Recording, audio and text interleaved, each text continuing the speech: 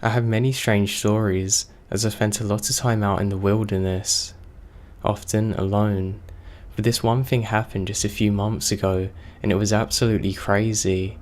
I am typing with chills running throughout my entire body and goosebumps even thinking about it. So I like to camp at a lake in northern Arizona. This is rather remote. My favourite spot is on a finger bluff, with cliffs on both sides, a lake, a creek, and lots of wildlife below me. This area is home to most wildlife in Arizona: elk, deer, wildcat, turkey, porcupine, etc. Now a couple of times that we went there, we had a site set up and we'd go away for hikes, or we'd go to a lookout point and then return to find a pungent stench hanging over the site. I would describe it as a mix between cow and horse stable, a horse sweat, and some skunkiness. Now I know what elk and bear smell like, but I can't explain this smell. This happened multiple times on different trips. The strange part is that the smell is gone within a few minutes.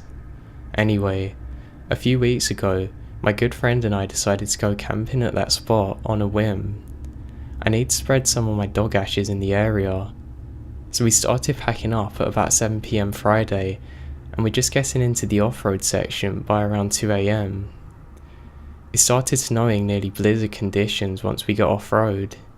It was so bad that we had to go about 10 miles per hour. The snow was so bad that it was literally blinding to us.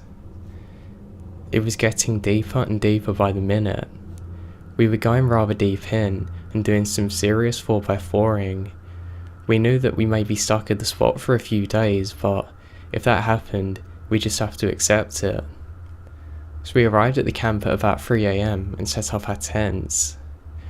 The snow has stopped now, and we're standing in a winter wonderland lit by a bright moon. We decided to walk 30 or 40 foot away, out to the edge of the cliff to overlook the lake before bed. The lake tops into a creek and lush wildlife zones about 1,000 feet below us. This is Arizona, so to see the lake in the snow is a real treat, and I've never seen it before. So we're standing there in complete eerie silence, admiring the beauty of nature. We're talking about how beautiful it all is and how lucky we are to have found this.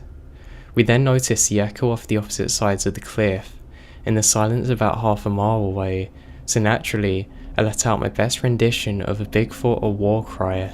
My friend does the same thing when we both get cut out mid-cry, as we hear a manial scream coming from behind us on the other side of the camp, maybe 200 feet away. Now the cliffside that we're on is extremely rugged. I have heard elk as well as wild turkey coming from that area, but this doesn't sound like them. Now, on every possible place on my body, my hair is standing on end. Before we can even process what had just happened, something very large and heavy jumps into the lake and creek directly below us.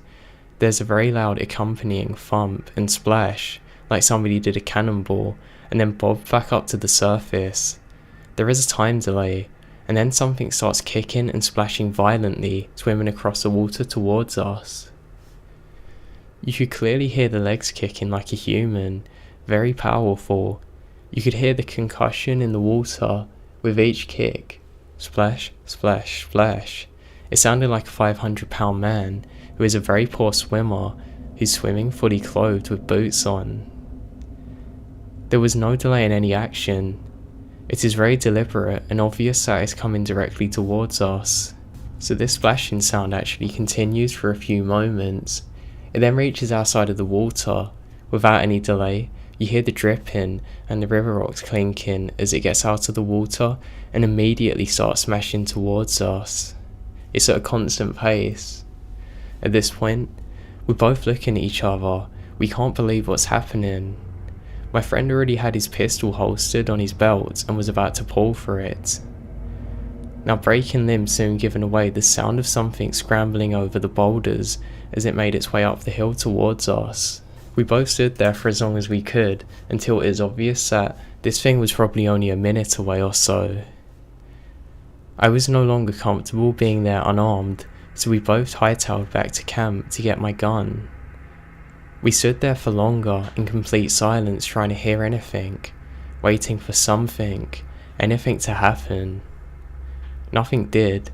We headed to bed at about 4 AM. The rest of our trip was actually uneventful. But what animal, at 3 AM, just after a blizzard, with just a few inches of snow on the ground, jumps directly into the freezing water and moves directly towards humans screaming loudly in the night? That's what I want to know. I just can't explain it. Or how did it run off a nearly vertical 1,000-foot cliff?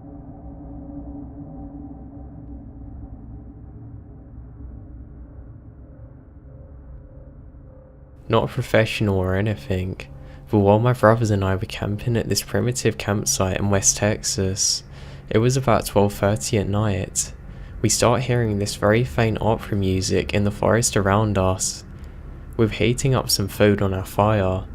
This is something that the ranger specifically told us not to do, so obviously we got out of there. We had to hike about 6 miles by moonlight to get back to our truck, but the sound was following us. We heard it all the way to about a mile from the parking lot. The reason this was especially creepy was because once we got back to our campsite, the park ranger told us that we were lucky we could camp out that night because we were the only people around for miles and how peaceful it was. He told us that nobody else was there.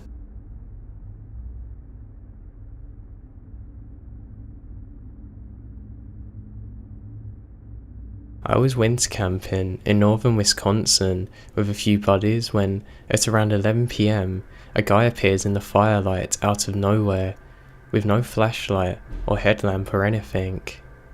Now, this place is not a campground, not a national forest or any land that is designated for camping. It's just wilderness. The nearest town is approximately 12 miles away and the roads aren't ploughed, so it's nearly impassable this time of year unless you have the right equipment. So the guy sits down, has a couple of beers, is friendly enough and leaves about 45 minutes later, disappearing back into the forest. Now we've been exploring and camping in this area for around a decade, and the direction that he come from only has an empty forest that vasts into a swamp. I mean, I have no idea how he could have possibly survived that night. It was absolutely freezing out, and we never heard or saw a truck or another vehicle in the road out of that area. There's no cabins back there, no camps, nothing. It was February in northern Wisconsin. It must have been around 4 degrees Fahrenheit.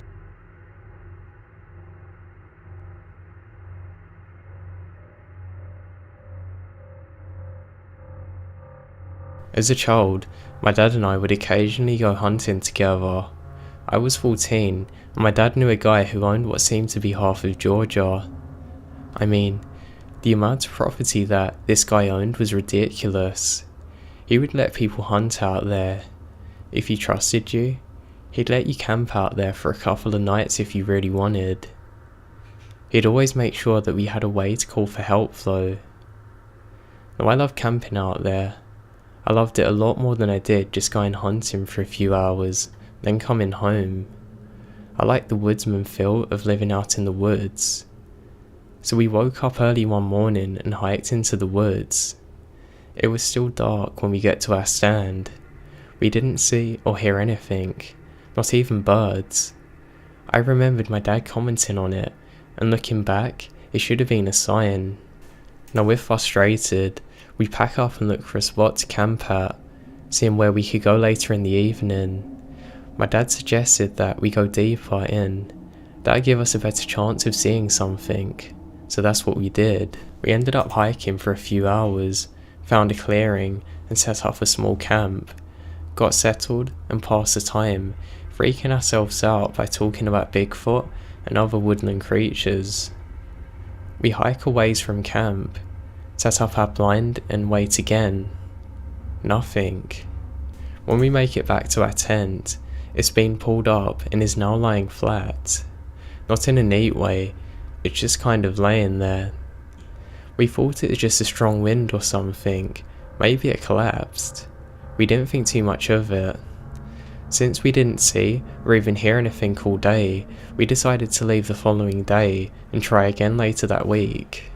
We settle in for the night, build a really small fire and just relax. Again, Not even the birds are making a sound. I could remember thinking to myself how odd it was to be this deep into the woods and only to hear 1 or 2 birds the entire trip. Oh well, maybe we're making too much noise and scared everything off.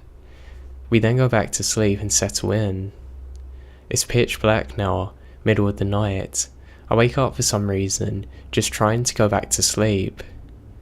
I'm in that half awake, half sleep phase when I hear laughter. I kind of jolted awake, but don't hear it anymore. I figured I was just dreaming. I lay back down, and a few minutes later, I hear it again. It continues and gets pretty loud. I wake up again, but this time, my dad's up too. He whispers and asks me, "Did you hear that?" This is when my heart dropped. He heard the laughing too. It wasn't a dream. We then heard it again, but it was faint, and now that I'm actually awake and paying attention to it, it kind of sounded like several people laughing in unison. It wasn't a crackling or hysterical laughter, but kind of normal laughter. It didn't last, but for maybe 5 or 6 seconds, it was there. Now, I've never felt that much fear before in my entire life. We didn't hear it anymore. Needless to say, we didn't get any sleep. We then packed up as soon as the sun come up and got the hell out of there. My dad was convinced that some people were playing a prank on us. That's why he didn't say anything. He said while we're there in the stand and blind, they were scaring all kinds of wildlife off with their unmasked scents and being on the ground and stuff. He says this, but we never went back there for over 5 months. When we did finally go back, he mentioned it to the guy who owned the property. He wouldn't let my dad hunt there anymore. He didn't say why either. My dad thinks that he made the guy think that my dad was crazy or something. Now, after the incident happened and we left during the daybreak, we saw only the park owner's car there. It was clearly only him there, and not only that, we went to where the laughing come from, and there was dead leaves and sticks everywhere.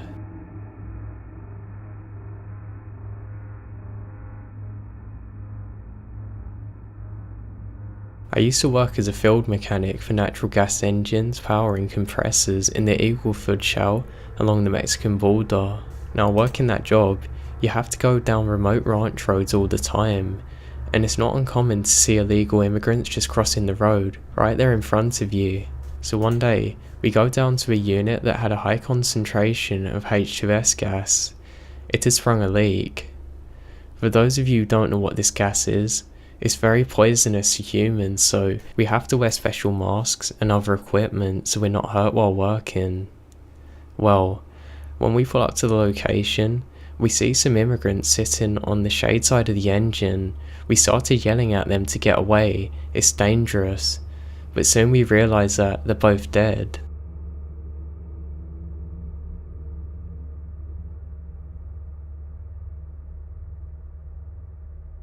The summer after I graduated, I spent a month working with a non-profit that took inner city high school teenagers, aged between 15 and 17, backpacking in a national forest for a week at a time.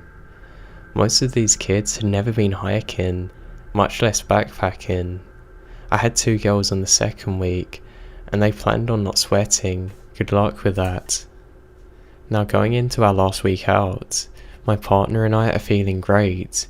We were getting pretty sick of the food, but we knew what to expect from the 20 teenagers at a time.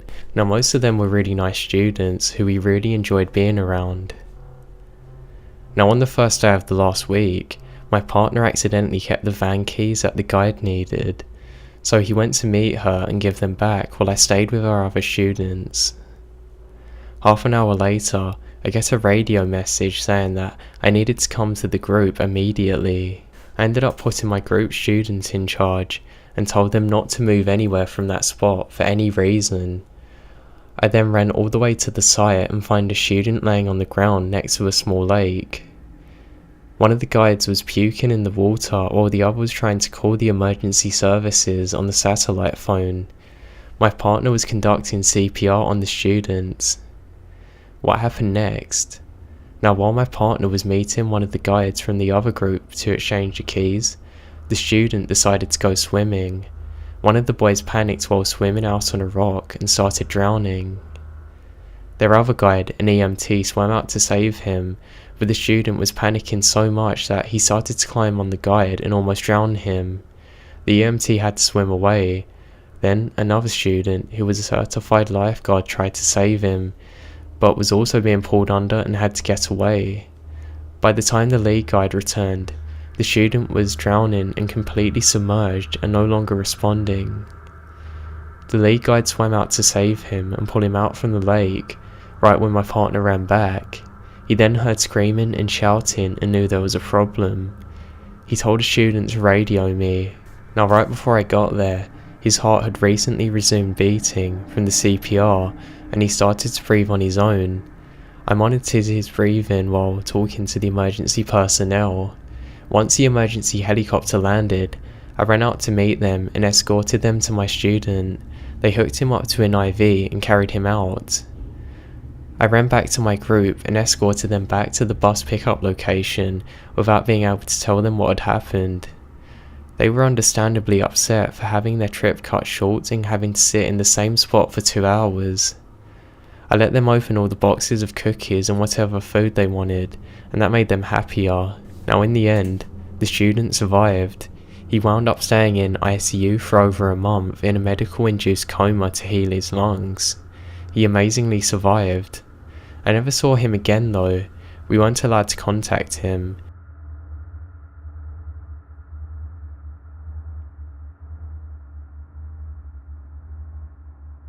"4 years ago, my brother, cousin, 2 friends and I are in BC, Canada hiking. You see, my brother and I were visiting my cousin when he decided he would show us the beauty that Canada has by taking us out for a hike. His 2 friends just come along because they're experienced hunters. They decided to take us hiking off track because they knew the country pretty good. I had doubts about this but felt reassured by the years of experience hunting and living in the area. Now anyway, we get to about 7 AM and all is good. We were halfway to our destination and we had already seen a moose. Now we saw some good looking birds and a rotten corpse of a deer. At one moment during the hike, I stopped to take a picture of a distant mountain when my cousin's friend Barry asked me where the others are. I said I didn't know, so we walk down a little bit further but don't see any sign of them. We start yelling and have no response. Barry and I decided to head back. It's about 6 PM at this point and we're completely lost.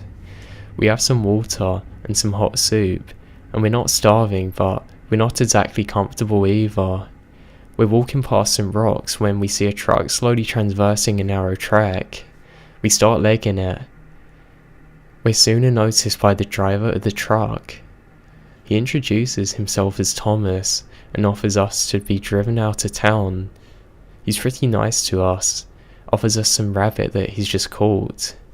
During the drive though, when Barry and Thomas are talking about what rifles they like, I look through the rear view and notice in black a tarp that's covering something. I lean in closer and spy it, peeking out of it. I see a finger, a human finger with nail polish on it, poking right out at me. I slowly turn around and I must have been as pale as a moon because Barry looks at me and asks if I'm okay. Thomas slows the truck to a halt and before looking back at me and saying in the most serious tone you've heard, "You look like you've seen a body. Maybe we should stop." I said no, I'm fine, and instead we keep going. It's not long before he drops us off just outside of town and drives away.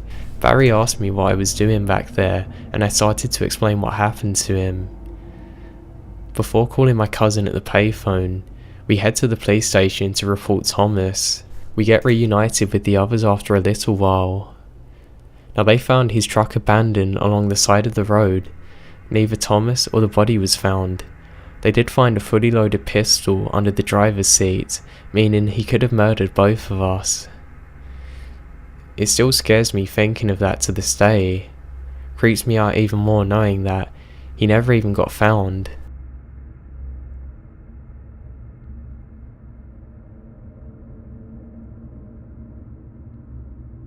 Shortly after high school, some friends and I went camping one weekend. We drove to a national park which had a campground, but we decided to camp outside the ground so we didn't have to worry about too much noise and other disturbances. We set up everything in a nice clearing next to a bushy slope. We get a fire going and the moon comes out. We crack open some beers. So far so good. It's around 10 PM. We suddenly hear the sound of people walking downhill through the bush towards our camp. This put all of us on guard, but we're not too concerned. It's a popular park and we figured that they must just be other campers making the most of this long weekend. So we all keep our eyes trained towards the sound, and soon enough, people arrive at the bottom of the slope. But they don't cross the tree line into the clearing, they just stop in a huddle, and it's hard to make out details. I think there's 6 of them, somewhat oddly all dressed in white, and the moonlight kind of glistens off them, giving an eerie glow. I can sense that my friends are feeling nervous as I am. My friend John tries to ease the tension. He calls out to the group in a friendly way saying, "Hey, how's it going?" They don't reply. John keeps calling out to them stuff like, "We're just here enjoying beers. It's a lovely night. What are you up to?" They don't reply. Eventually, one of the figures emerges from the tree line and walks towards us. He stops just beyond the light from our fire and stands there staring us down. John yells at him for a few seconds, but then gets nervous. The man cuts him off mid-sentence. "How long you been here?" "Nah, really, how long?" He says in a really low and slow voice, and it's hard to make out an accent, but he certainly doesn't sound friendly. We were originally going to camp out for 2 nights, but I have a bad feeling now for obvious reasons, and I blurt out, "Oh, we're not hanging around, we're leaving first thing in the morning." My friends murmur agreement, and the guy says nothing, but starts staring us down. I'm now able to notice his clothes in more detail. As mentioned, they're all white, and the top was kind of loose, like plain baseball jersey, only made from thin cottonish material. This is odd. It's night and pretty cold. I can actually see the man's breath. He should be freezing, but whatever. He just keeps staring at me, and I can hear the other people from his group shuffling in their spot behind the tree line. The man finally speaks again. "You leaving tomorrow?" It's not a question. We all agree, panicky now. Yeah, we're all leaving tomorrow." Apparently satisfied, the man turns away and walks back to his group. He then makes his way back up the slope. They all do. My friends and I say very little until we can't hear this group anymore. Even if they're totally out of earshot, we speak in nervous whispers. What was all that about? Man, they're weird. We gotta try and chill, get some music going, get more beers. But we're all shaken up now, and what's more, we feel like we're being watched. We think the group must have parked up the slope somewhere, scouting us up. So much for a fun night of drinking. We're too wound up and end up crawling into our tents. That's where we spend the night, bunkered down, trying to hide from whatever was outside.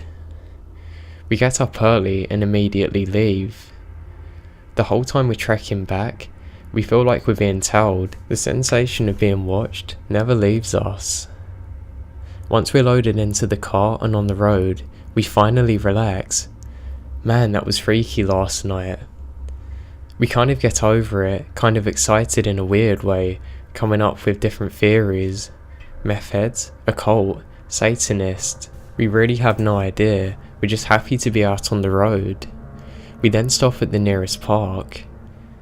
It's really in the middle of nowhere, just a petrol station, a dingy looking pub, a closed down bank and other retail decay. We pull into the petrol station for snacks, and the guy man in the counter looks like a bit of a hard nut.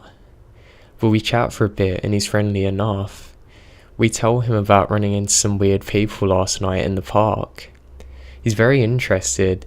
He makes us explain in detail what happened. After he's heard our story, I expect him to say, "Oh yeah, they're just weird religious people." He doesn't laugh. He gets really quiet and his eyes narrow. "You kids were real lucky last night," he says. And that right there is the scariest part of the story, because he's a no mess around type of guy. I can tell he's being deadly serious. We pay for our snacks and drive back to the city. We never returned again.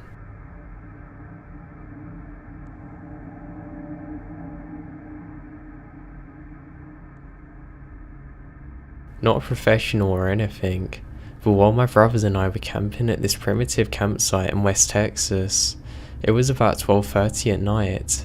We start hearing this very faint opera music in the forest around us.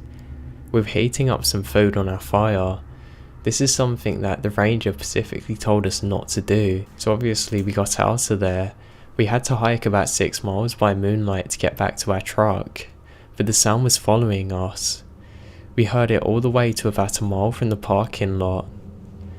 The reason this was especially creepy was because once we got back to our campsite, the park ranger told us that we were lucky we could camp out that night because we were the only people around for miles and how peaceful it was. He told us that nobody else was there.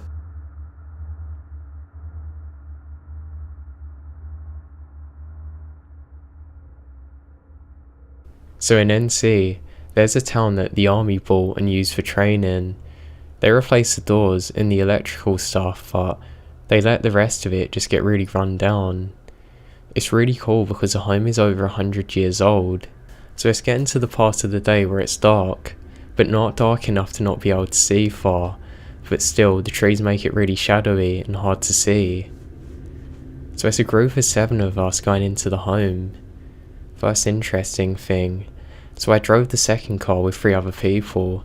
Legend had it, if people would lose their keys, it would always end up on the hood of the car or in the door.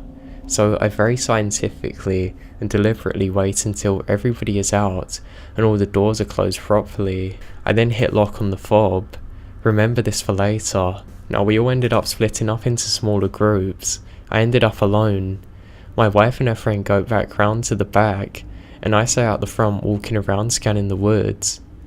They then come back, which is when they tell me that they heard what sounded like 2 girls laughing and playing out in the woods. I start walking around there with a flashlight scanning the woods. When I get back, the dome light was on and one of the doors to the car was open on the Jeep. Everybody was freaking out. As we're discussing this, we heard the loudest of thuds coming from the home. It was like somebody dropping a safe from the top floor to the bottom. It literally shook the house and I felt the bass in my chest. Now, being prior military, I know for a fact that it wasn't artillery or ordnance. The rest of our friends that were in that home beat out of there. They got in their cars and left. Nobody can explain the noise or the laughing that we heard. Now at the time, all of them were in the upstairs part.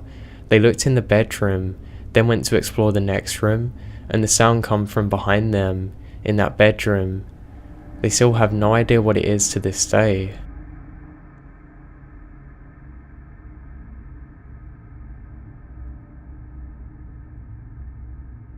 Me and my friend Annie were about 22 or 23. We were both at uni in different cities at the time. When we were kids, her family and mine used to go hiking and camping every year, and through high school and uni, Annie and I kept up the tradition. We did bits and pieces of the West Highland Way every year for a catch-up, take some climbing shoes, and hang out for a bit in the wilderness. We usually do it at the start of the summer. This summer, we're pretty snowed under with work and exams and couldn't find the time, but eventually we got the spare days that we needed. It was mid-October. I was hesitant about heading right up into the highlands that late in the year, and said that we should just miss it. She laughed at me and told me to grow a pair. So, October it was. You don't really argue with Annie. We ended up meeting at a train station about halfway up, aiming for a 3-day hike. To be honest, I was kind of excited, even though I knew it'd probably suck. I really loved Annie, and I miss her when she's away. I saw her purple waterproofs, and she dropped her bag and we hugged and started walking, chatting away about life, etc. Now, Scottish weather is very bad. I don't know if anyone has been there in winter, but it sucks. Especially in the year. It gets dark by about 4 PM, and it chucks it down all the way every day.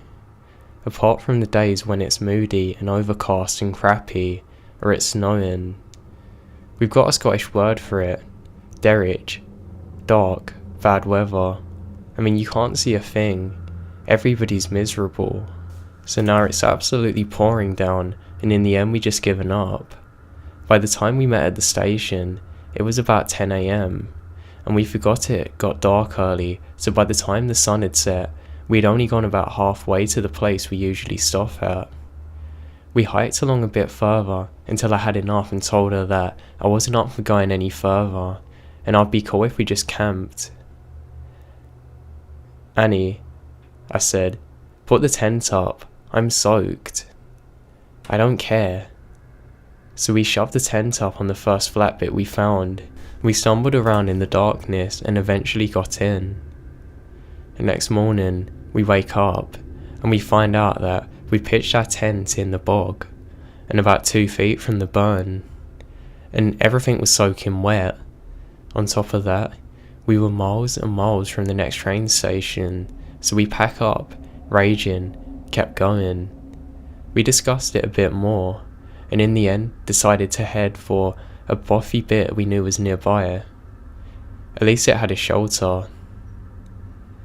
If you don't know what a bothy is, it's basically an open shed thing that you can sleep in with a bunch of other hikers, get to know the folk, and importantly, not have to worry about the wild camping. Also, it's free, so you're not stung by hotel prices. So we pick up the pace a lot and don't really go and stop for food or anything. Having left by 9 AM, we get there by 3 PM when the sun starts to set. It's dark and a bit groggy, but there's nobody else there, so we feel like we've scored. So by the time that we've had dinner and played some cards, we're both exhausted. I'm just so glad to camp anywhere that's dry. I just unpack my sleeping bag and jump in. Annie does the same. Sometime in the middle of the night, I wake up to Annie having a seizure. It's not a big deal, it happens a lot, so I don't need to call an ambulance. I just jump out of my sleeping bag, undo her so she doesn't hurt herself. I sort of cushion her for a bit with my fleece, keeping an eye on her. She gets over the worst of it, and she's laying there quiet while I'm talking to her as she comes round. At this point, I glance up and notice that sometime after we'd gone to bed, somebody else had come into the bothy. There was a dark red bundle of sleeping bags in the corner and a rucksack. And Annie's fit had woken up whoever was in there. This guy come over to us. He seemed nice enough and genuinely worried about her. "You need any help?" he said. I don't get a chance to look over at him because I'm juggling making sure that Annie's okay and making sure this guy doesn't call mountain rescue. "No, she's okay. Happens all the time. She's medicated and things just happen. She'll be okay." "You sure?" "Aye, honestly. Cheers for the help, but we can't really do anything." He then comes closer and he starts, quote, helping. Not in a way that immediately alerts me, but in an annoying way. For example, he immediately tried to put her into the recovery position, which I've already done. And even though I told him hundreds of times that I've known her since I was 5 and know what I'm doing, he didn't care. He's breathing really heavy, and he smells a bit mouldy. Eventually, I just tell him to back off and give us some space. He then smiles at me, which was weird and really creepy. Now this guy's definitely off. It looks like he's been here forever. He's got a massive beard and a weird accent. Kinda Scottish, but something else as well. I thought maybe he was an oil rigger or something. I met a few in Aberdeen, and he seemed to fit the bill. His eyes were really, really dark. His face was so pale that it made him look tanned. Who the hell is this hiker? Why is he up in this weather this late? And who the hell gets to a bothy at 6 PM? He then moves closer again to look at Annie.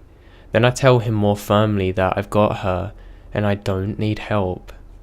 I feel like I'm being a bit mean, but I'm starting to get stressed out because I can't see properly. Also, Annie's been out of it for ages. I mean, it's getting on 15 or 20 minutes now. It should not take this long for her to come round. Usually it's half the time. Also, I realise her eyes are open. It's not unusual, but 90% of the time, she doesn't do this. Then I notice she's looking at me, not zoned out or anything, actually looking. It takes me a few seconds to realise, but she is. She then whispers to me, "Lauren," hardly moving her lips. She doesn't react or anything. She's looking right at me. Don't react. I don't know why, but I'm so scared I just do as I'm told. Now, people can hallucinate after having fits. I think maybe she's doing the same.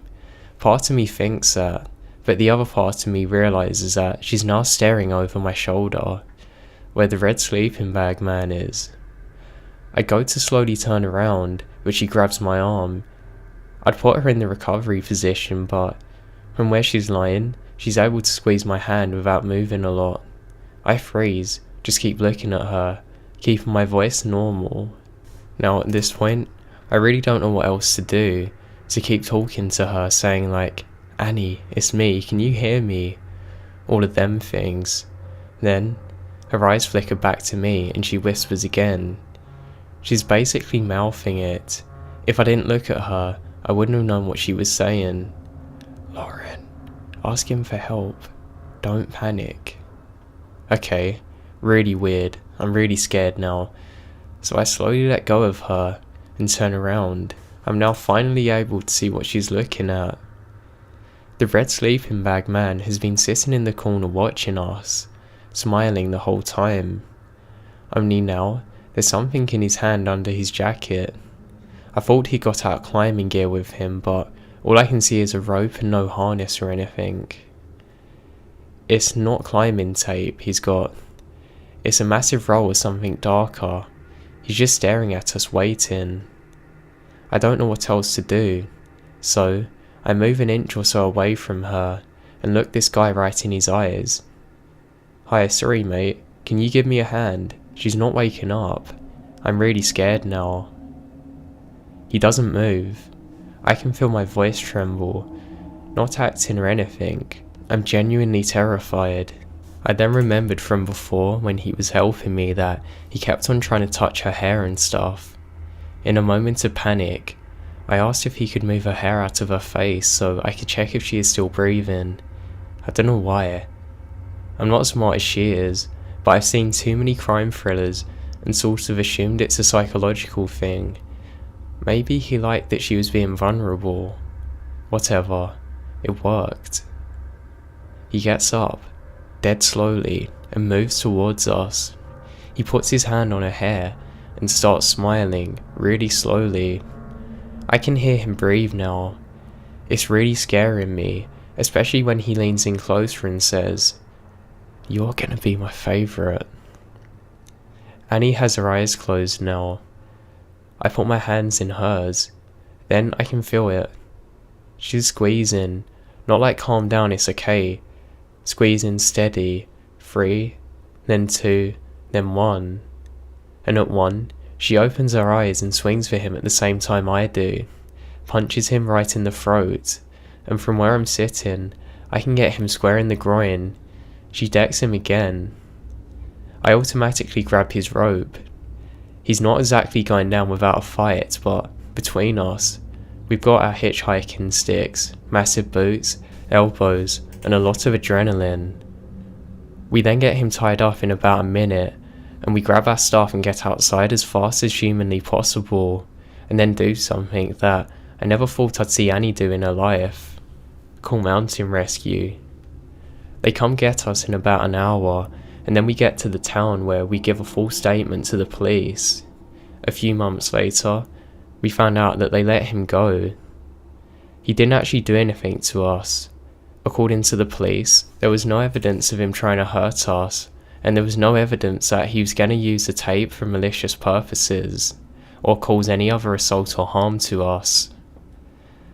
This is the worst part because I can't imagine what would have happened if we didn't get as lucky as we did.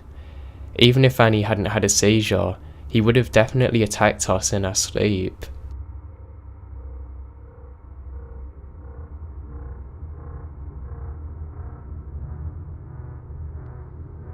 I am 19 years old. I've been a Boy Scout all of my life. I recently turned 19, so I cannot unfortunately be a Scout anymore. I've become an Eagle Scout at a relatively young age, 17. Me and a few of my friends have been in our troop since we were 11. We went through the rankings together, and all of our experiences revolve around each other. We grew up in a rural area in New Jersey, so we loved the outdoors. Camping, hunting and fishing was our life.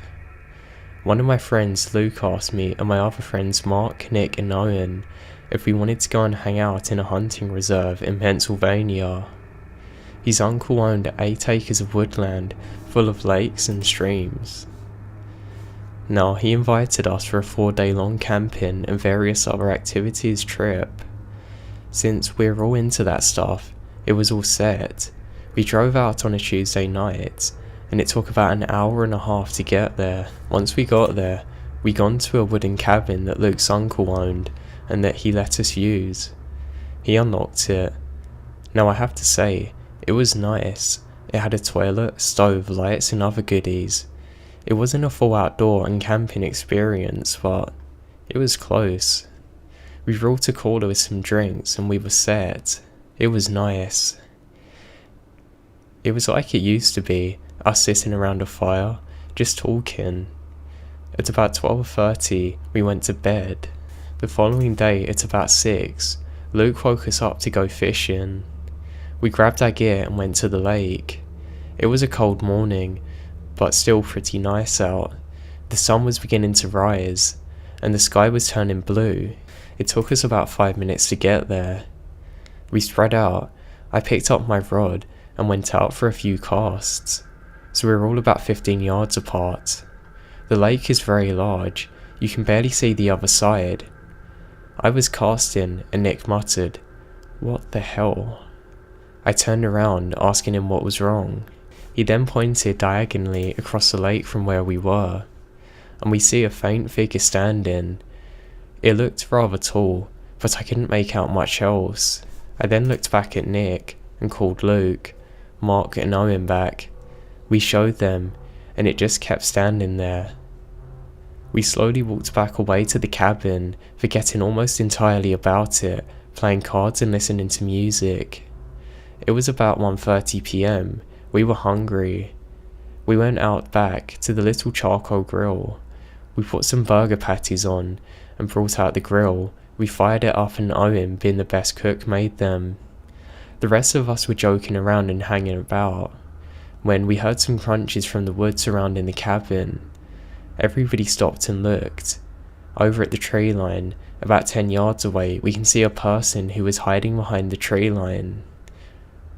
Like, he was very tall. I mean really tall, probably 6'8". We were trying our best to stay calm, but when it turned its head, we lost it. It was pale and has black messy hair and a weird expression on its face. It looked like it was a mental patient. It was wearing very baggy and worn clothes. Luke ran back into the cabin, grabbing his uncle's Remington 1700 hunting rifle, firing in the air, saying, "Get away." We heard leaves crunching. He bolted. By then, we all wanted to get the hell out of there. Luke wanted us to give it one more shot, so being the good friends we were, we told him that he was crazy.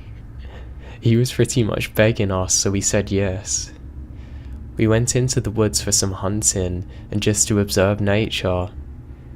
We figured it'd be good to get a break from cabin life. Maybe about 2 hours later, after getting away, we headed back to the cabin. When we were there, the cabin door was wide open. Luke was shocked and said, "You saw me lock it, right?"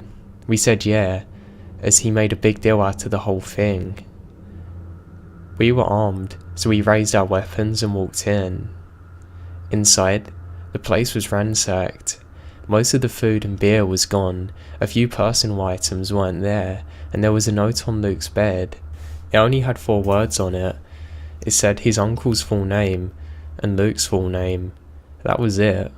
We grabbed our stuff, hopped back into the car, and got the hell out of there.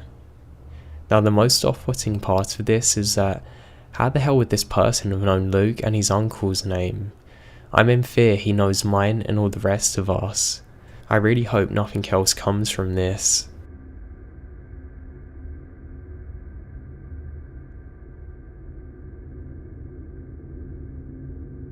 This happened to me when I was about 13. So me and my grandparents were extremely close and had been through all kinds of things together. So my grandfather is outdoorsy, the kind of person to say get off your phone and get outside. And he pitched the idea to go camping in early August 2017.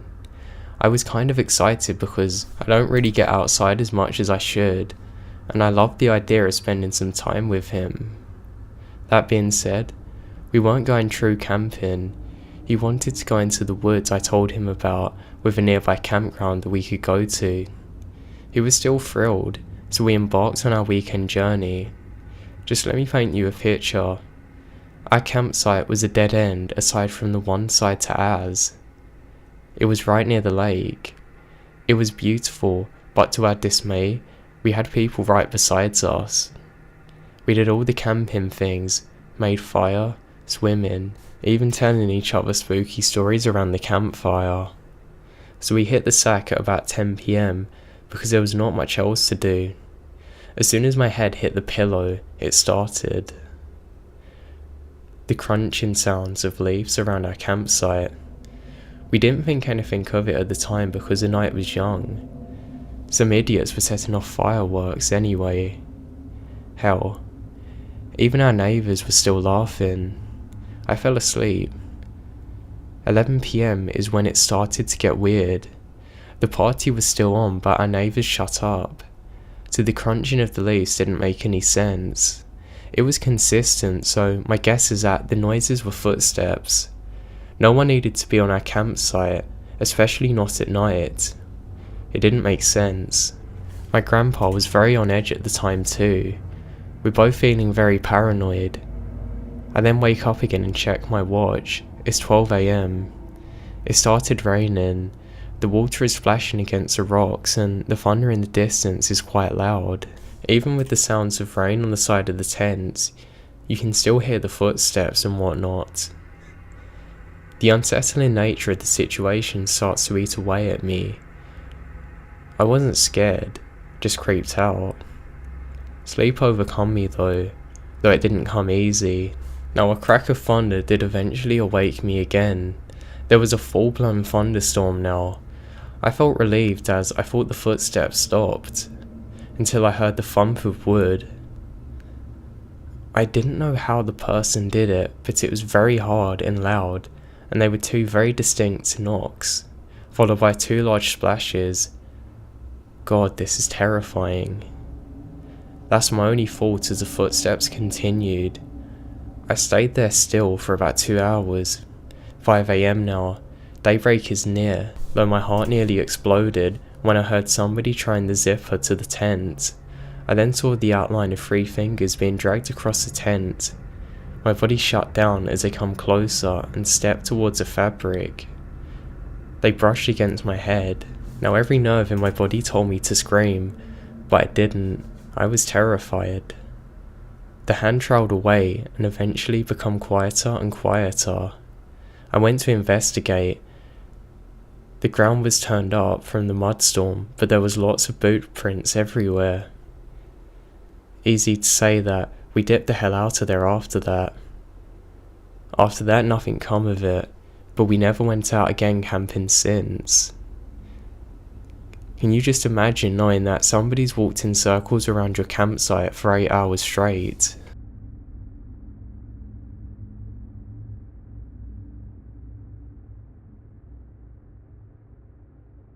In my town is a stretch of road down a valley along a river. It's a gorgeous drive, probably only 15 miles, until it dead ends at a nature centre and there's lots of trails to hike. And people spend a whole weekend camping out there at a time, fishing and hunting. Call service does cut off about halfway there though, but I drive that road all the time. It's a good drive to take while my infant naps in the car. My toddler likes to look for all kinds of wildlife along the way.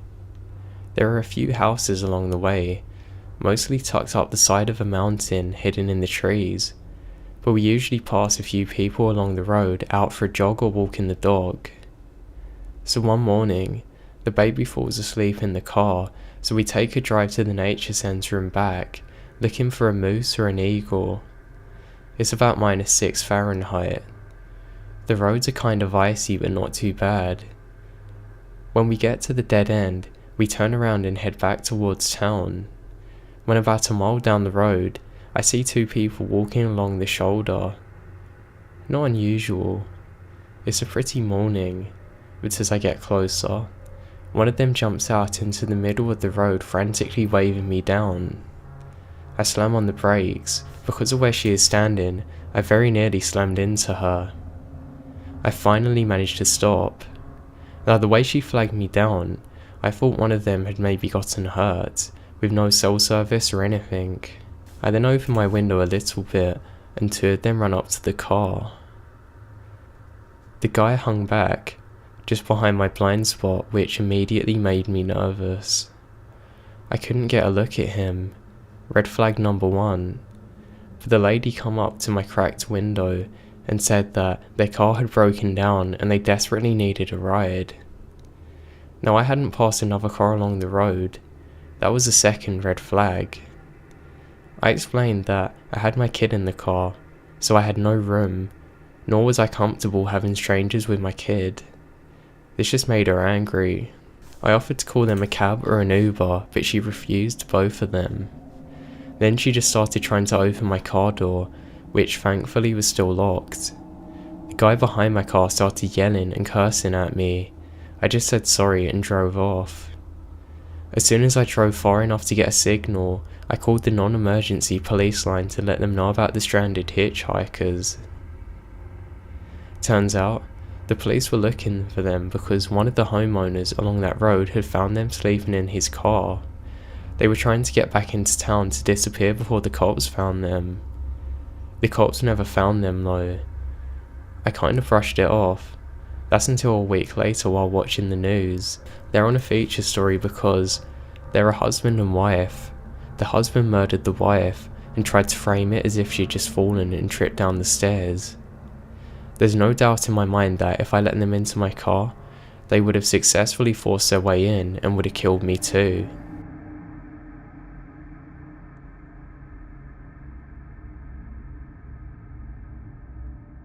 This happened a couple of years ago.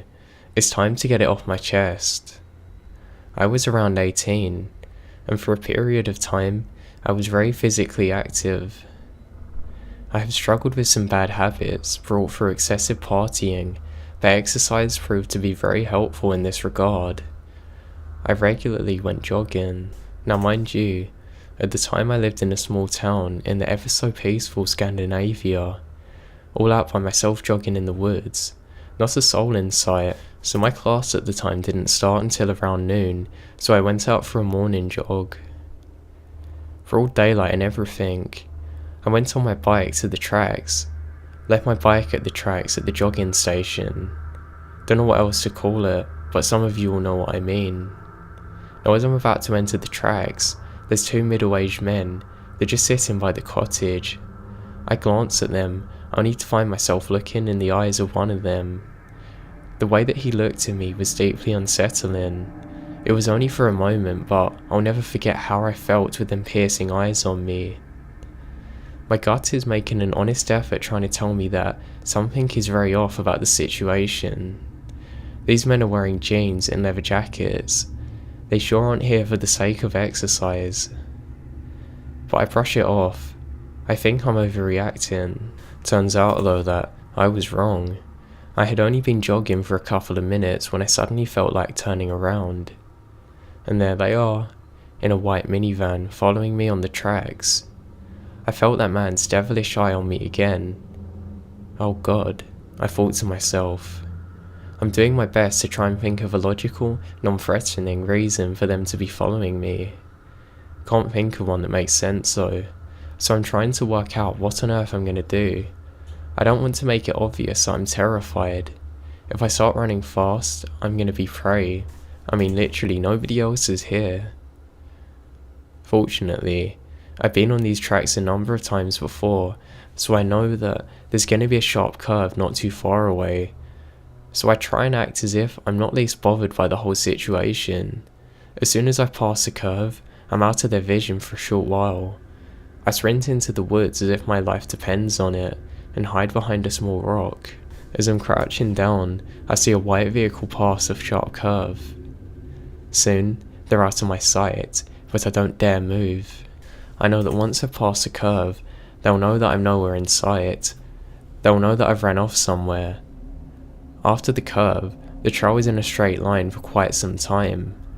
They'll know that I'm not on the tracks anymore, so I stayed put, thinking that if they're coming after me, they will come back.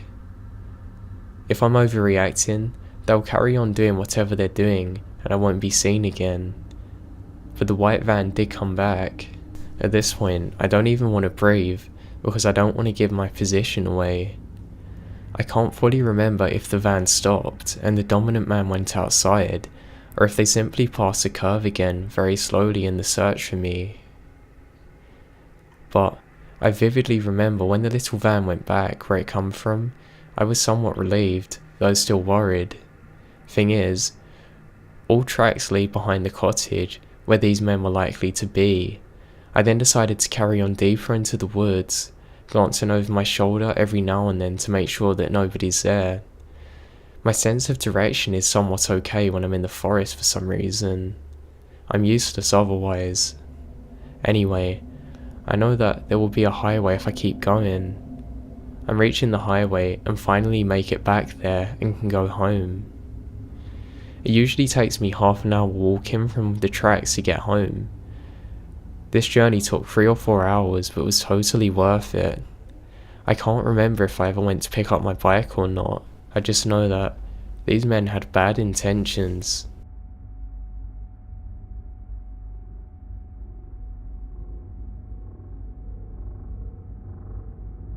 This happened around 2007, when I was about 19.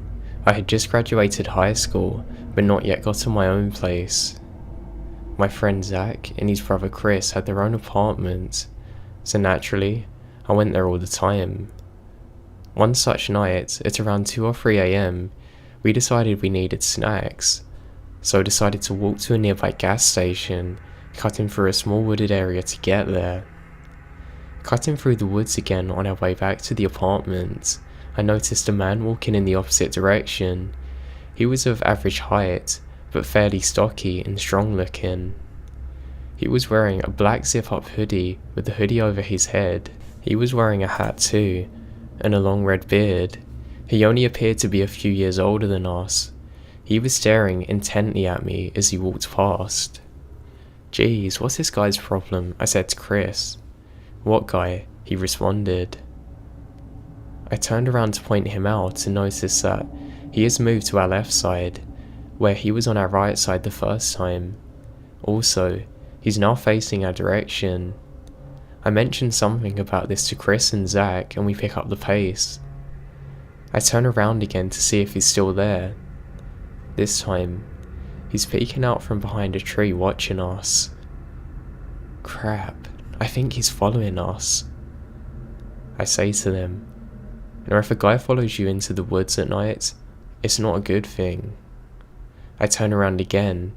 He's jogging towards us and shouting. He calls out, "Hey, what are you doing here?" We tell him that we're just coming from the gas station. He responds with something along the lines of us being liars and that we're up to no good. At this point, he walks next to us. Chris tells him what we're doing and that we don't want any trouble, we're not doing anything stupid. Chris then says that we don't do anything but drink Coke and play video games. "Oh, so you do coke," he says. We come out from the woods and are in sight of the apartment, but this is where it went from creepy to terrifying. He jumps in front of us, blocking our path. He then calls us liars again and looks past us and says, "Isn't that right, guys?" I turn around and see two more men walking quickly towards us. I have no idea where they come from. We're so focused on the beard guy that we didn't even see or hear anybody else come in. Another voice calls out. There's two more guys next to the beard guy. Beard guy points me out and says that I've robbed his apartment. The five of them form a semicircle around the three of us. I denied robbery, but the beard guy, who I've never seen before, says that he would recognize me anywhere. The beard guy says, "I'm getting my money back," and pulls out something from his pocket. We run. One of the guys tries to grab me, but misses. We then run towards the corner where the apartment is and decide that it's not a good idea to go there because we don't want them to know where my friend lives. We run for a while longer until we thought we lost them. Then we go back to the apartment. Zach calls the cops, but they never come. I think it's because he told him that mysterious people appeared from the trees, which isn't the best description, because it definitely doesn't put across the seriousness of the situation. But we didn't see them again after this, but we were shaken up for a while, and we don't know what would have happened had we stayed.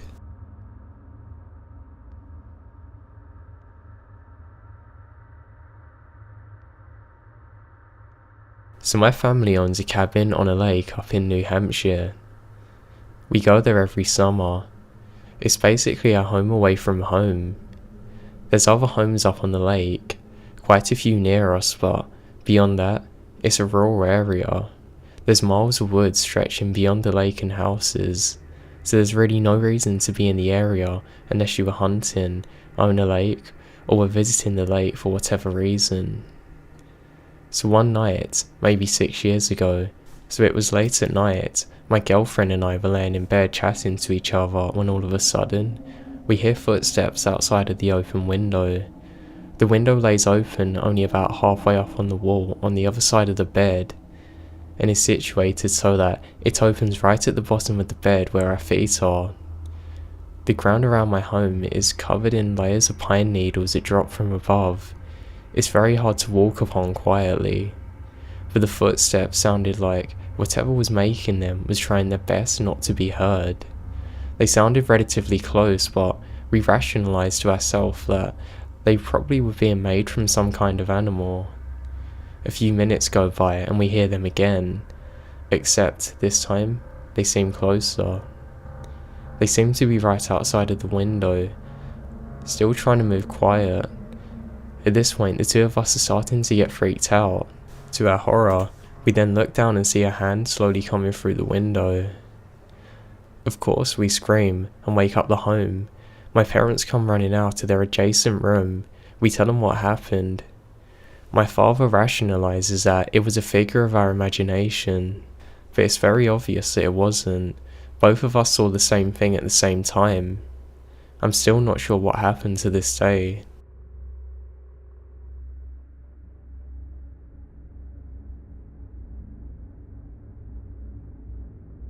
When I was in grad school, my family lived in a home that sat directly across the school I attended. However, there was about half a mile of wooded area between them. I was allowed to walk to and from school because how straightforward it was. My mum informed me that she and her siblings walked through that woods to school when they were younger, so she felt like it is the right thing to do to allow us to do the same. I loved the excitement of being able to walk to school on my own, and I felt pretty safe at home in the woods. This is because I've been raised around them. Now the walk was direct, with very little issue, aside from a small but wide creek that I had to cross. The creek itself was no problem, it was more the problem that there was a steep bank that had to be scaled. It wasn't too terrible unless it had been raining. Now it had rained one day before, so my steps, which were normally loud, were fairly silent. Now this might have saved my life, or at least saved me from something terrible. When I reached the creek, I was in my own little world. I was thinking about a science project we had to do at school and whether or not I was fully prepared for it.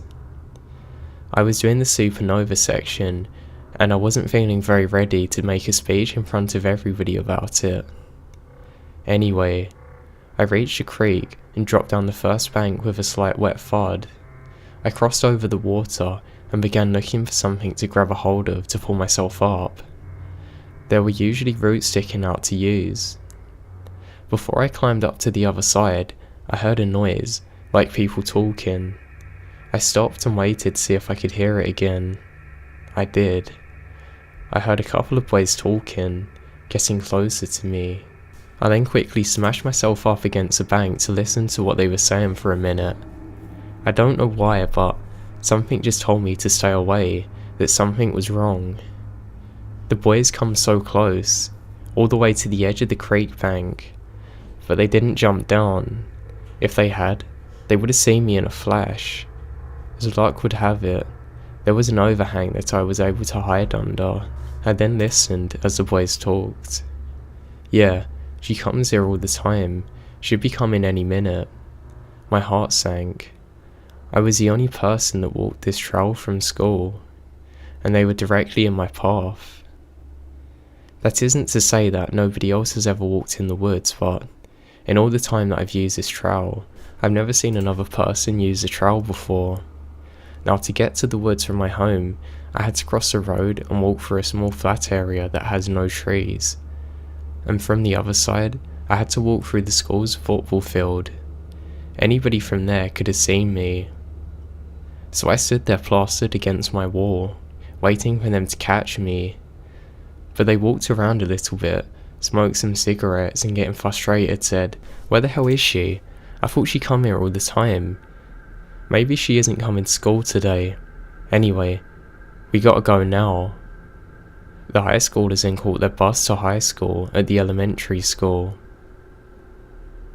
I heard them moving, and I didn't dare make a move. I waited a good 30 minutes or so before I darted out of the creek bed and towards home. I will never know exactly what them two boys have planned to do with me. I'm sure I don't want to know though.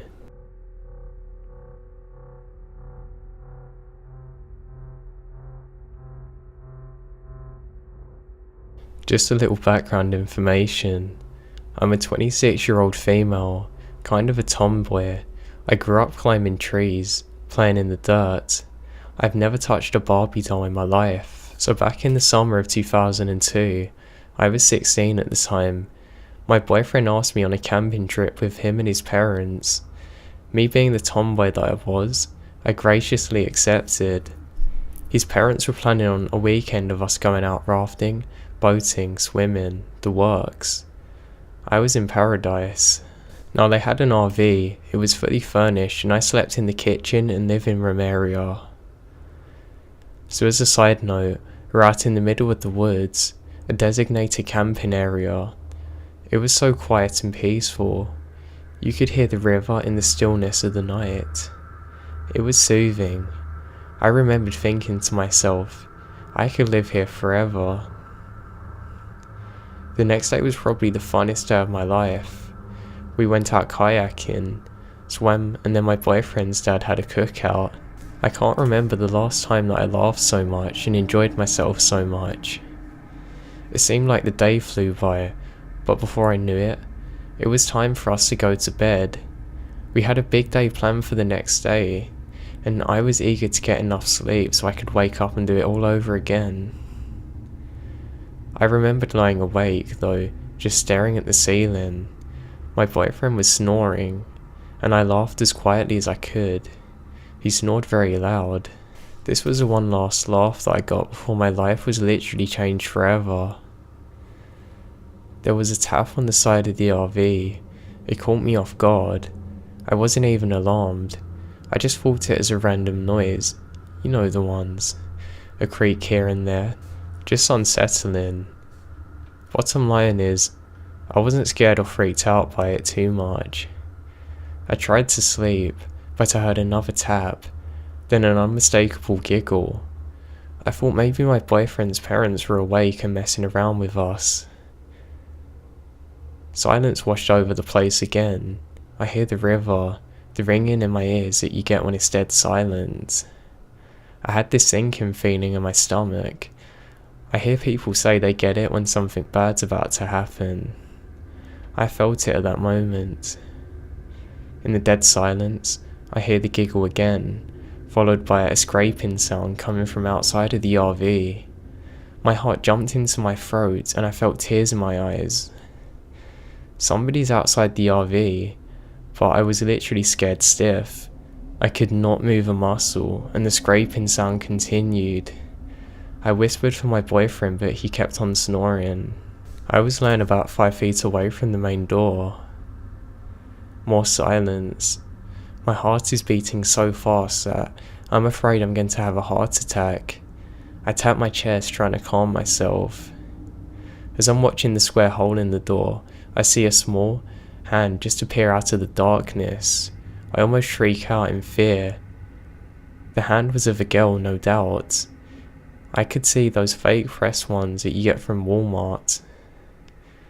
But that still didn't stop me from freaking out. I sit up and start screaming. I mean, really start wailing. My boyfriend's parents stagger into the room. All I can do is point at the door. My boyfriend's dad goes to open the door, but there's a sudden crash. He then falls back inside, falling onto the couch, out cold. A rock falls onto the floor. That's when my boyfriend wakes up and starts shouting. The mum is going insane, tending to her husband. I'm screaming, still in shock. When I stop screaming, I hear hysterical laughter from outside, followed by footsteps on top of the RV.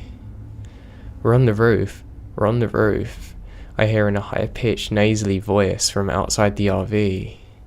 None of us have cell phones. It's 2002. And we were just now starting to get into the cell phone craze. So we're truly magically out in the middle of nowhere with no way to get help. The RV is rocking with somebody jumping up and down. Then there's a crash and the side door frame smashes in. The girl outside is screaming and laughing. She mocks me. The dad manages to sober up and grab a gun from one of the cupboards. He opens the door and fires out into the darkness.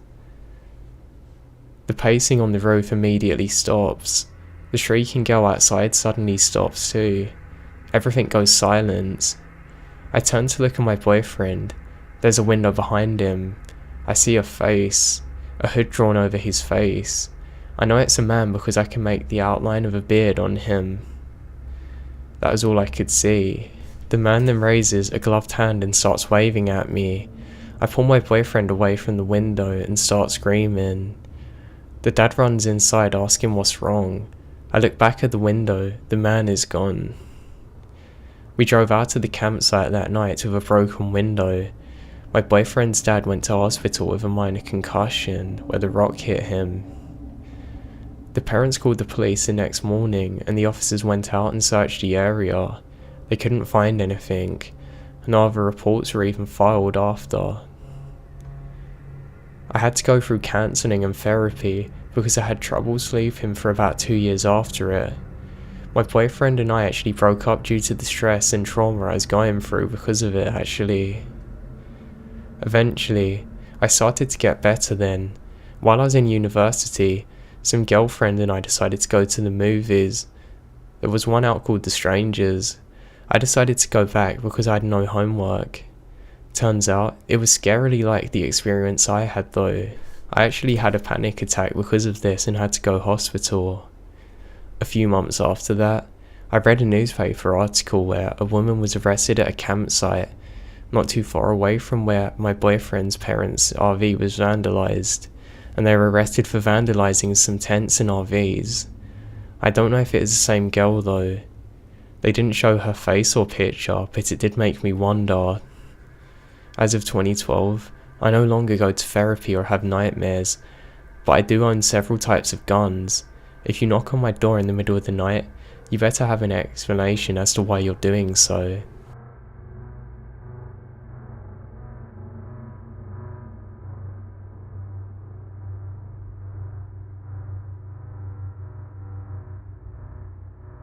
At the end of May 1999, I was headed into my freshman year of high school. That summer, me and a group of 6 girls from my church went on a mission trip up to the coast from Riverside, CA to Mount St. Helens, Washington. 3 of the girls' mothers acted as our drivers and chaperones. We basically all piled into an old Chevy van and a station wagon, headed up PCH, and had the trip of a lifetime. I got baptized at a historic mission in St. Louis, Ospido. We spent 3 days in San Francisco, saw the Capitol, Portland, Oregon, Yosemite. Basically, we got to see every worthy landmark and stay in every noteworthy town from SoCal to the Canadian border. When we stayed in Yosemite National Park, we spent 3 nights at the Cheddar Lodge. While in Yosemite and sightseeing, the old Chevy van died in the middle of nowhere. Luckily, even though we were unable to get a cell signal within an hour, someone stopped and helped us. This was so long ago I don't remember all the details, but basically the owner of the van told us later that the mechanic told her that someone tampered with the engine. She was very upset by this and said it was something that had been done intentionally. The van had to be abandoned and we had to use a rental the rest of the way. I don't know if it's a coincidence, but it turns out Carrie Anthony Stainer, aka the Yosemite Killer, was the maintenance man for the Cheddar Lodge during this time. He had murdered and decapitated a park ranger by the time we were guests at the lodge. The very next month, he gained access to a room where a woman and her young daughter and her daughter's young friend were staying under the guise of checking the room for something. Basically, he knocked on the door in the middle of the night, and because he worked at the lodge, they opened the door. He abducted them, then did horrible things to them, murdered them and decapitated them. I can't say that I remember seeing him, but we probably did, as we were there for 3 nights. It's just one of those things I look back on and think he could have easily knocked on one of our doors, as it was just a few weeks before, and decided he wanted to abduct us and kill us. I feel incredibly lucky I dodged that bullet. If the time frame wasn't so close, it wouldn't creep me out as much, but it continues to haunt me 16 years later.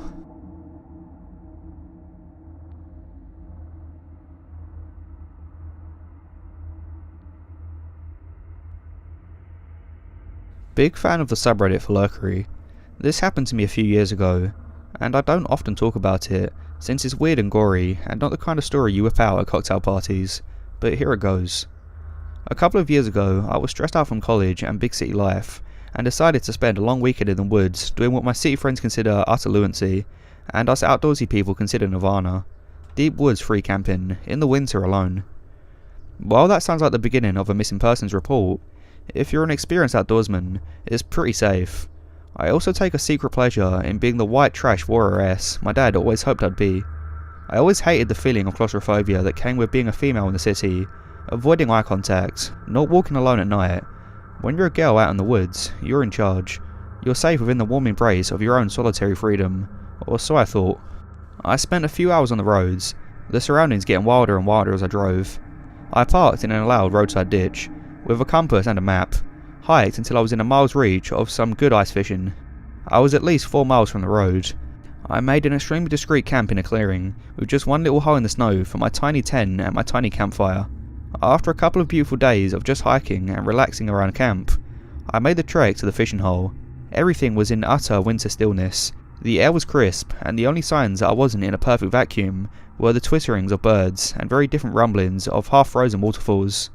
After a mile or so of crunching along in the snow, I silently celebrated my compass skills when I came out at the exact place I'd intended to.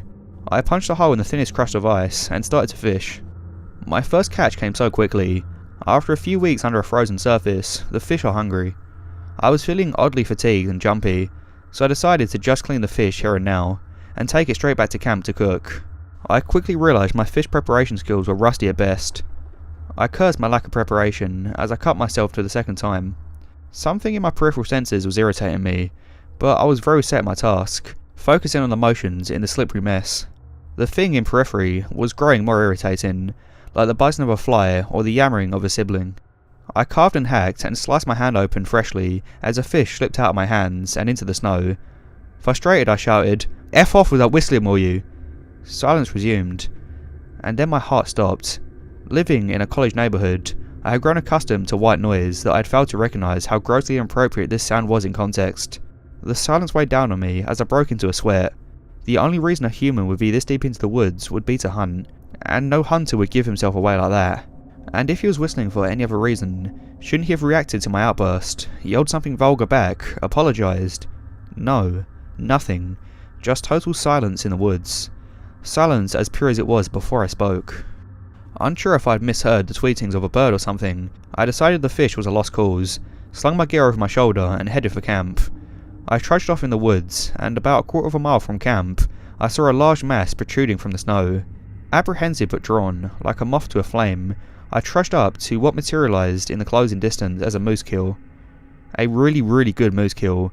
A clean shot through the upturned eye, staring at me and saying something that was imposing a sense of dread on me, but a dread I couldn't translate. I ran hard and fast, in the snow in the woods. Everything looked the same. I knew I was moving south, and I knew I'd passed camp on the east. I made for the road, eventually slowing down to a weary trudge, calming at the comforting sight of the woods clearing ahead, to make way for the country roadway. I looked to my left and saw my car 50 yards or so down, jogged to it, and drove the lonely 15 miles to the first motel. I had none of my belongings, and no earthly idea of why I'd just abandoned my ship like that. It was only as I was sitting up watching infomercials at night that it started to fall together. Why would the Park Service issue free camp passes for the same stretch of woods that allowed hunting? The moose defied everything of my rudimentary understanding of hunting, even the snow to call it. Decomp starts quickly on an animal that size. You'd have time for a few quick pictures, but then you want to have it dressed quickly. Why would you want to kill a moose 5 miles into the forest? How could you ever drag it back to the road? In the morning, in a sleep-deprived and paranoid state, I described everything I'd seen and thought I'd heard to a very confused park ranger. He seemed more vexed about illegal hunting than any of my other crazy city girl ramblings. He said he wanted to come and pick me up and had me take him to where I thought the kill site was. I said I was only going if he brought a gun. He sighed and told me when to meet him. We rode into the woods on an ATV, with me awkwardly riding on the back, as if I was on the back of the world's awkwardest motorcycle. We got to a large impression in the snow where the moose had been. Blood was everywhere. There was also the distinct track of the carcass being dragged. The drag made a smooth trail in the snow, as if the carcass were on a tarp. The ranger said he should take me back now. He asked where my camp was. I pointed in the direction of the drag marks. It looked like he was finally sharing my unease. Back to the hotel, I washed my clothes in the sink and prepared my drive home in the morning. An unknown number called my phone. It was the park ranger. The moose had been dragged into my campsite. He described the scene as a huge mess. He wasn't sure if an animal would help make the mess, but one thing was clear. Someone had cut into my tent with a knife. I asked about the rest of my belongings. He said darkly, "You don't want them back. They're covered in moose mess." "So, what happens now?" I said. "Well, miss, you're gonna have to keep an eye out for this guy. I haven't heard or seen anything like this before. I'm really sorry this happened." And that was it. No closure, no explanation. In the years that have passed, I've tried different applications of reasons. A hunter who needed help, but knew I was already gone. A deranged psychopath looking for his second kill. One of the few friends I shared the story with envisioned him as some deep woods Sweeney Todd. He dubbed him Moosey Todd. I still don't know why I didn't hear the gunshot. The whistling seemed so vivid in my memory, but was it even real? One question has definitely been answered. I'll never go back into the woods alone again.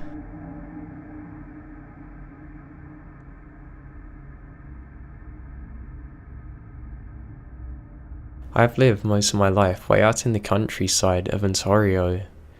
Given that, there's not a whole lot for an 18-year-old to do, but for me, it's the only place that I can call home. And I like to think that I know the area like the back of my hand. Now I did adventures across the long, crossing roads, pastures and woods that made up the skeleton of my village. As a young kid, I had a habit of biking extremely far out in the hopes of finding new places, and sometimes my dad or one of my friends' parents would toss their bikes out in their pickup and then take us way out into the back roads and let us explore for a few hours. This is how we found an old shack. It was near a tree line that was very thin, like about 20 meters off the path. Honestly, I never thought anything of it, except for the fact that it was creepy. It had no windows inside. I never went anywhere near it, but one of my friends at the time said that her older sister had tried to get in and the door was always locked.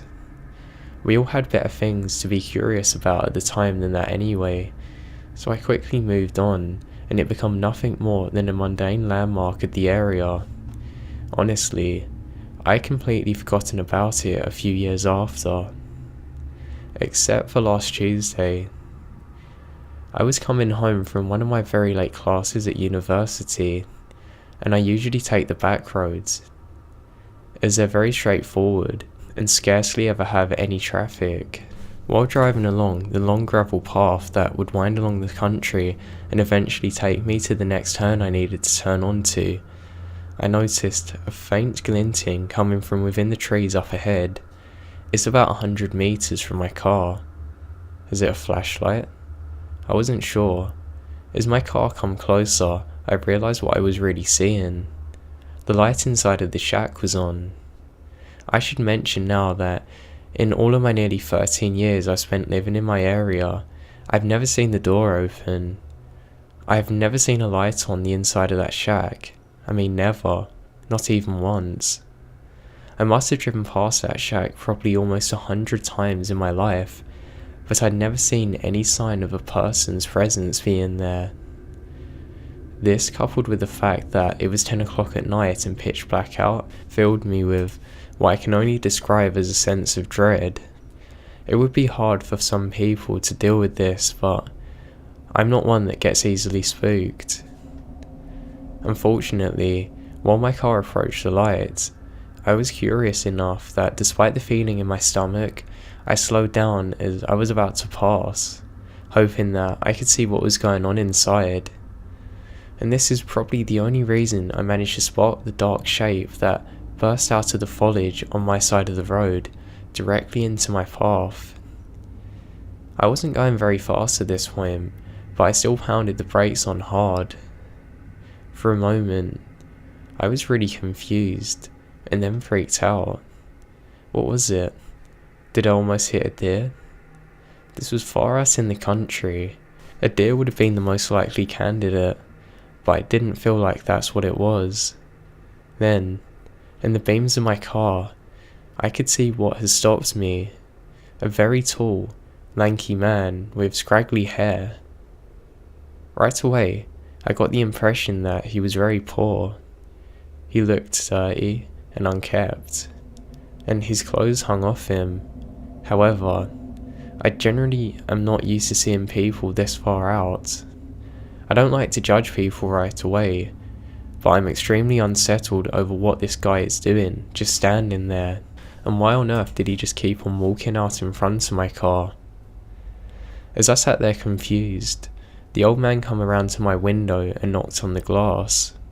Feeling the memories of stranger danger conversation with my parents kicking in. As old as these convos were, I rolled down the window just a crack. I did so only enough to just be able to hear him.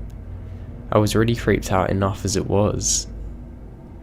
Immediately, I had to say what I was thinking. "What are you doing here?" I said. Then something caught my attention in my peripheral vision. I got a little shaken by that. Now, I could see the light from the shack, but in my mind, I wasn't really registering it anymore. Stupid, I know.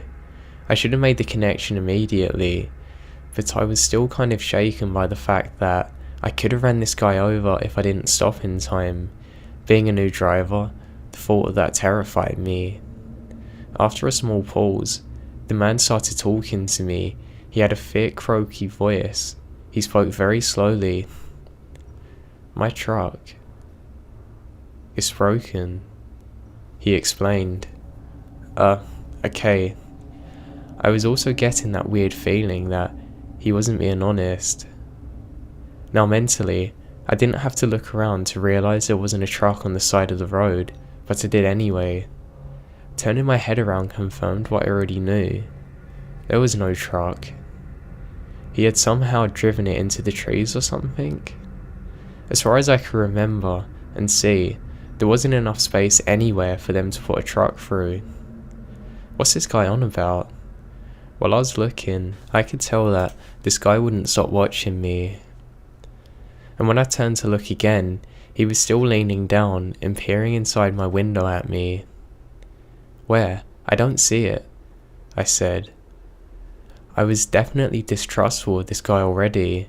At first, he didn't reply, and my nerves were only getting worse and longer for the time that we're alone out there. Then he replied, Just up the road, he said, turning a finger just to point in that general direction. Now I looked over, and the lights on my car aren't exactly the greatest, but I could still see far enough that I couldn't imagine where on earth his truck was meant to be. I couldn't spot the faintest sight of it. While I squinted up ahead, he continued, "If you come here, I'll show you." At this point, I really had no idea what this old man was thinking. Why would I be able to help? I'm 18, female, small. I don't exactly look like the kind of person that knows a lot about cars or how to fix them. But I was tired from a long day at school, so I wasn't at my brightest, and for some reason, a part of me felt guilty about leaving him out there alone. "Okay," I said, as I reached in my gear shift to start slowly going up the road, but as soon as he saw my hand, he shook his head. "Just walk. It's not that far." "What? Excuse me? No thanks." How the hell was I going to see anything in the dark? If I got out of my car, he would obviously follow me anyway. Neither of us would be able to see. There was no harm in driving whenever he was trying to lead me. The more I talked to the guy, the more unnerved I was getting. More and more red flags started popping up in my mind. I couldn't see a car anywhere, and this total stranger wanted me to get out of mine and follow him into the dark on this creepy road in the middle of nowhere. I'll admit that yes, I'm a naive person, but I'm definitely not stupid. I then turned and said to him, No, I'd rather drive to it." The situation was really not making any sense to me. I could see his brow furrow, and he looked a bit agated. He insisted, "Your car won't fit in the trees anyway." I then started thinking to myself, did he actually crash? But then I asked him, "Then how did yours get up in the trees?" The only logical explanation would have been that his truck had swerved off the road, but even if that were the case, there was seriously nothing I could have done to help him fix his car or get it back out again. It genuinely made no sense at all to be asking for me to come and help. The entire situation was beginning to make me very scared. Now there was a lengthy enough pause in between what I said and his reply. I knew something was up. I asked him again. Still no immediate answer. When he did finally reply, he was staring directly into my eyes. I think I'm gonna have nightmares about it for a long time. It was so sudden and so creepy and just unbelievable. He said, "You don't look old enough to drive." I hear comments like this a lot, so I know I look very young, but people would say this with a smile or be joking, but he didn't do this in the slightest way. His expression didn't change. He was still staring directly into my eyes with this horrible cold look on him. The sheer inappropriateness of a remark in that kind of situation immediately got my heart going. All I could think was, my God, what did this guy want with me? What I wanted to say next was, "Who the hell are you?" But instead, I anxiously fumbled for my phone in my pocket, babbling in a way that probably made it really obvious that I was really freaked out, saying, Okay, look, I'll just call someone to come and help you. There's nothing I can do, really." As I said it, it occurred to me to wonder, did this old guy have a cell phone of his own? I know not every old person has one, but they're becoming common. But seriously. And then I also remembered, with a sudden streak of massive fear, the shack with the light on. I could still see the light coming from it just up ahead of the trees, and my dumb brain finally put two and two together. The old man hadn't mentioned this at all. It was like it wasn't even there to him, and there was definitely no one out there that could have turned the light on but the old guy who was standing outside my car. What was he doing out there in the shack? It would have been locked away for all those years by someone I never knew. There was definitely no truck around me, He obviously wanted me to get out for a complete different reason. I think maybe the old man must have seen on my face that I was scared out of my life and about to book it out of there. Instead of any words, his face contoured to that of rage. Without any warning, he swung his fist, pounding it against my window with enough strength to make it shudder. His eyes were wide, and he looked furious and completely insane. At this point, even though I was panicking more than I ever had in my life before, I was sure he was about to smash the window again if he tried. I screamed, threw my phone onto the floor, changed gears, and slammed my foot down to the gas pedal hard. I hurled down the road, and when I glanced into my rearview mirror, I saw his dark shape. He was standing at the end of the road, staring at me. Then he walked off directly into the light of the shack. I didn't slow down at all until I was nearly home. I was absolutely sure that there was no way that he could have followed me. When I got home that night, I spent a long time crying about what had happened with my mum. I think she didn't even believe all of what I told her. She called up everyone she knew to ask if they knew this guy, or if they knew who owned the shack. In a town like ours, everyone knows each other, but nobody had a clue who he was. Some of our family friends even swore that they were sure that it's been abandoned for at least 5 years now. Since most people don't usually take that road, nobody could be certain, but they all said that they've never seen the light on there before, or the door open. I've now been taking a complete different route home. I really don't ever want to go back down that road again. I hope I never meet that creepy guy in the shack again.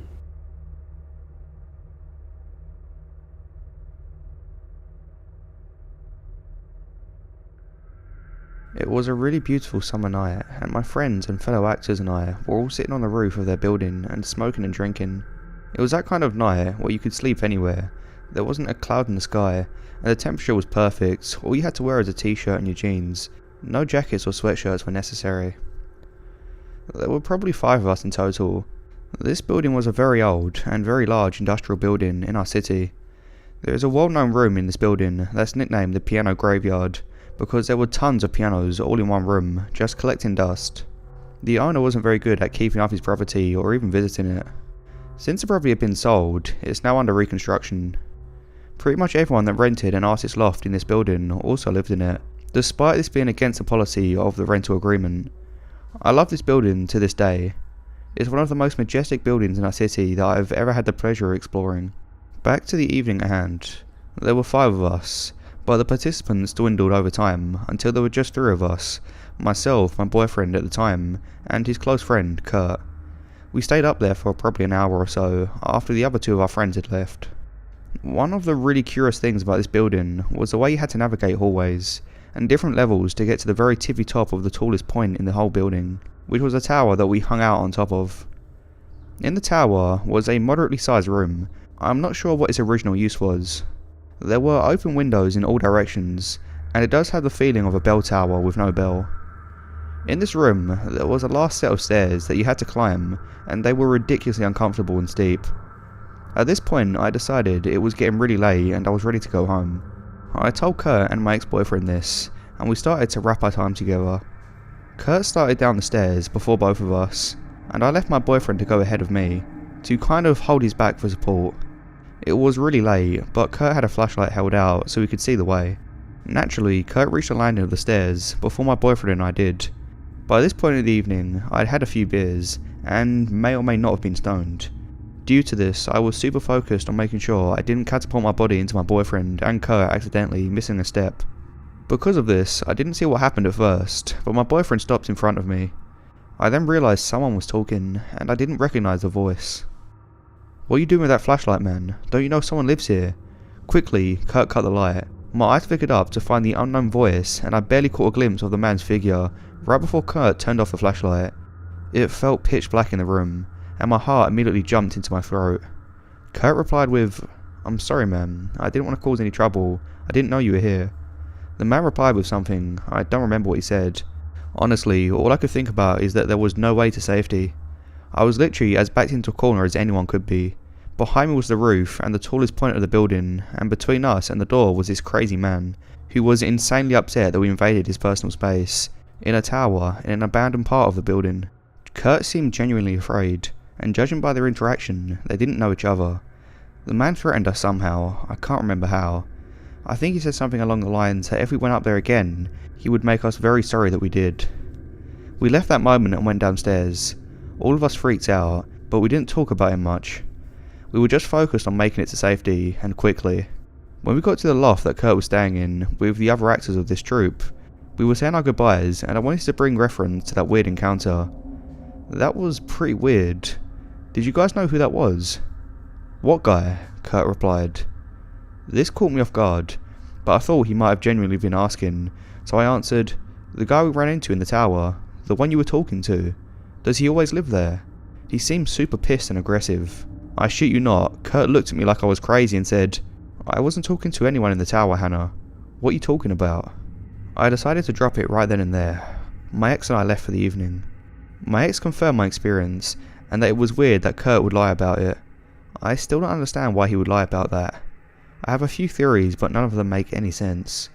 He maintained for the rest of the friendship that there was no guy he talked to that night, and we must have been hearing things. So eerie and so strange.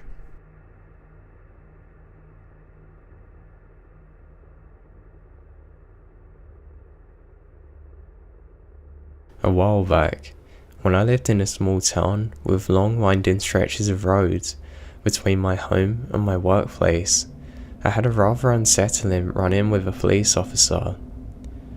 I worked a night shift, so it's about 11 PM. I set out towards a hotel that I worked at. I have a GPS system that logs an insane amount of information about my drive, so I definitely wasn't speeding. After about a mile with this, I notice a car starts following me closely. After a couple of miles of this, I've decided I've had enough, so I switch lanes in front of a few other cars and keep driving. Predictably, this person does the same and follows me. Now finally, after being tailgated for about 13 miles, I get to a lone stretch of road and the speed limit increases to 55. I gladly take the opportunity to go faster once I pass the sign, and admittedly, I get up to 57, but this person continues. He then turns his lights on. I'm already nervous as the road is dark and it's late out there, but there's just enough cars going by for me to have a reason to pull over. The cop then decides to turn his lights off, which I'm certain they're not supposed to do. He approaches my window and moans at me for speeding, saying I was doing 70 in a 30 zone on the street. I then tell him that I have a GPS that can log everything and says otherwise. I then bluff a bit, saying that I have a device from my insurance company that also tracks my driving. He claims he saw me weaving all over the road and assumed I was drunk. I question why. If I was speeding so seriously and driving badly, why did he follow me for 13 miles? Why was he weaving in and out of cars and not just pulling me over immediately? He ignores my question, glances down and says that I can't park where I am. He tells me that I got to pull into an empty lot of a nearby hill, a lot that was completely impossible to see from the road. Nervous, I act like I'm gonna and accidentally pass it. I then go to a residential area with lots of lights. The cop gets out, obviously mad, and demands to see my license and reg plate. I showed him. He then gets in his car for just a few moments, during which I obviously got out my phone and tell my co-worker what's going on. He then gets out of the car, returns my information claiming that he's going to give me a warning, and drives off. He returned my registration but kept my license, and the slip had a bunch of scribbles on it. There weren't actually any real words on it. The next day, I called the station asking for my license, and of course, he hadn't turned it in. I told them what had happened and given them some information. They said that they're going to look into it. I never heard anything back from it, but it was obvious somebody was pretending to be a cop to do God knows what to me.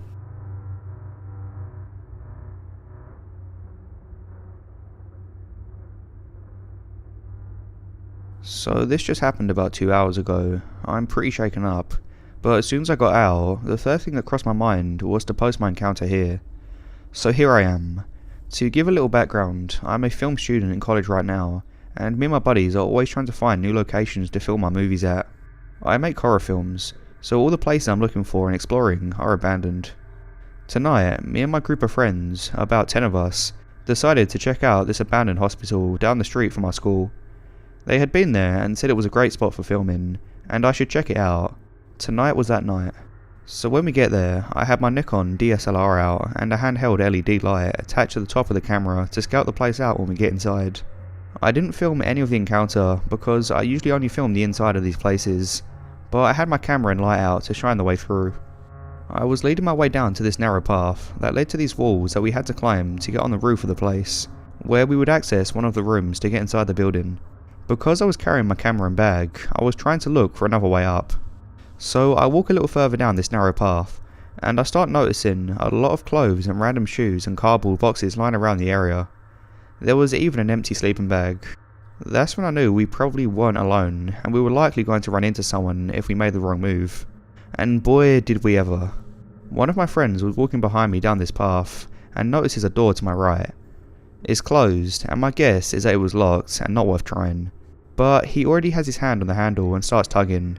I look over and it barely cracks open, but something is holding it from the inside. I shine my LED on the inside, and I see a shirt tied to the inside door handle to another part of the room, acting as a lock. But my friend, being the way he is, tugs again and rips the shirt right off, and the door swings open. Inside, there is someone sleeping on a table or a couch, alongside a group of terrifying looking people sitting by a light inside that room, and they all stop and stare at us. In the short glimpse that I got, my friend yells, "Oh damn, get the hell out of there," and slams the door and just bolts past me. I was standing there a little shaken, almost feeling like I should apologise, but I just follow him instead. My other 8 friends are already on the roof at this point. I ask what's going on, and we just run for our lives out of the area. I hear the door in the path swing open, but I couldn't look back. From there, me and my friend run back to a higher part of the area, away from any entrance leading to the hospital. There is a small gap that you could jump across to get to one of the roofs of the building that my other friends were on. About 4 of them follow us and jump across, ready to get out of there, but the others stay on the roof and watch us, stuck like statues. I look at them, confused at what they're staring at, and I begin to hear this metal dragging across the concrete. I turn around and there's a crazy looking man, maybe mid-20s, dragging a baseball bat with nails along the end, walking towards us as he drags the bat along the concrete, acting like Negan from The Walking Dead. My heart sinks. At this point I turn off my light and all that's shining is the moon. I keep my hand on my pocket knife, desperately trying to think of anything to do if he starts swinging, but I knew there was no way I could come out alive if I tried anything. Plus I've got to take care of my camera. He walks closer to us and the first thing he says is, "You're going to want to keep that light off," and everyone is silent. I'm practically shaking, and then he starts circling around us and says, "You guys are never going to come back here, right?" He walks right past me and sees the camera. He raises his bat saying, "Are you going to put the camera away?" I just barely say, yeah, it's off." He looks over at my friends watching on the roof, past the gap. He then points to them and says, "Jump," and they stand silent. The guy says again, "Jump across it right now. Just run and jump, you'll make it." Keep in mind that the gap doesn't look that bad, but the drop is fatal if you don't make the jump. And all of my 4 friends are staring down the drop, fearing what could happen. One of them says, "I don't think I can make it," and the Negan guy replies, "Run and jump or else you're going to regret it." So my friend steps back, runs, and barely makes the jump. From there, one by one, the other 3 make the jump, all while the Negan guy is standing right behind us with his bat, dragging it along the concrete. Once we all got across, he says, "You're never coming back here again, you understand?" We all awkwardly apologise and run back to our cars in the distance. I get in my car and look back at the area, and he's standing there, watching us with his bat as we sped off. Realistically, we could have probably ganged up on him as a group if anything bad happened, but who knows what else was back there. Sadly, the hospital is a no-go from here on out, but I'll still be looking around for some good locations. What scared me the most was how fearless and disturbed the guy looked. He'd definitely seen some bad stuff before, and undoubtedly used that bat before on someone else. He looked like a killer, I'm sure he was, and his calmness is what really got me. Definitely a lesson learned, but regardless, let's not meet again.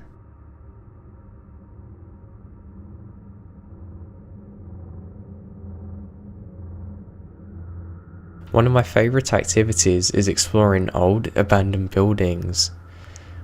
I've seen quite a few strange things during these trips, but one experience still creeps me out to this day.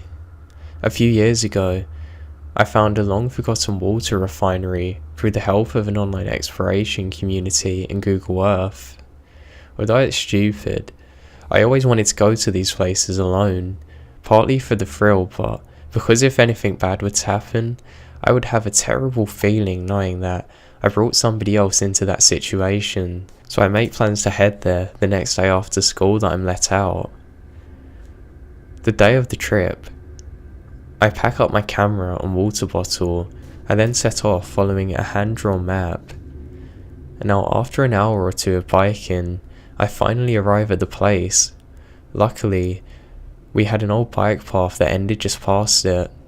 It was completely overtaken by vegetation and trees, though around the buildings, not to mention the actual buildings were just disintegrating, with paint peeling off from every wall and ceiling. I took my time, scouting out each and every building, looking around me for anything interesting. I found hundreds of broken windows, weird broken spears, and some kind of giant oven. After an hour or two of successful exploring, I decided to head off happily with an SD card full of photos. After I pulled up my bike back through the hole in the fence, I entered and started biking away. I remembered that there was one last shot I wanted to get. I'm pretty insistent on getting the shots I want, and I don't know if I would ever come back. So I decided just to go for it, ride back and take the photo. As I was going back, I saw a lone man dressed in old clothing, walking down the bike trail away from the dead end. I thought it was kind of a strange path to see somebody walking on, and something in me said, "Don't let him go in there." I biked past him, and given him a slight head nod. I figured that I'd bike all the way to the end of the trail, turn around. By the time I got back, he'd be long gone, having continued in the opposite direction. I slowly took my time to get to the end and turn round. As I head back to the hole in the fence, I see him. He's staring at me, walking towards the dead end which he came from. He had a happy look on his face, but it was a kind of happiness that made me feel sick. The best way that I could describe it is like he had been told a very dirty joke and was trying to contain it.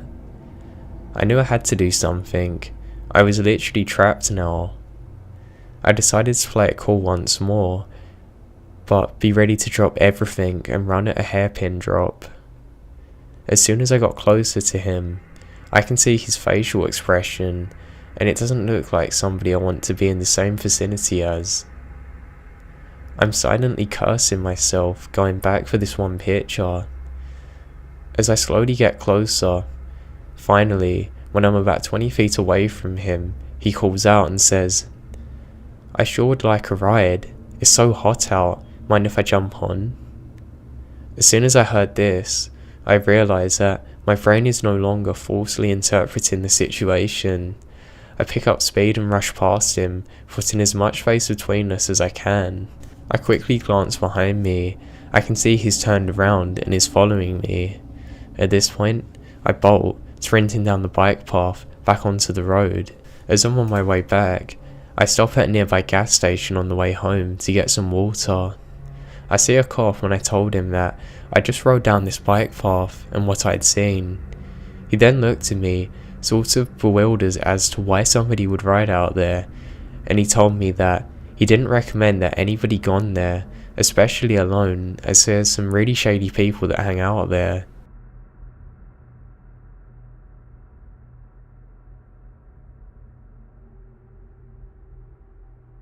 This happened to me when I was in middle school, around age 12. My parents were really involved in helping the local area homeless, and every Thursday night at church, they would get together with a bunch of people and make bag lunches to hand out around town. This meant that every Thursday, my dad had an agreement with the owner of the local area food bank to go in and get some boxes of food to put in the lunches. I like to go with him on Thursday nights because I sometimes get treats or toys or whatever else was there. For a bit of atmosphere to the story, this food bank was in the creepiest possible place in town. It was by some abandoned railroad tracks, a huge warehouse with not much else around it, except the abandoned fairgrounds across the street.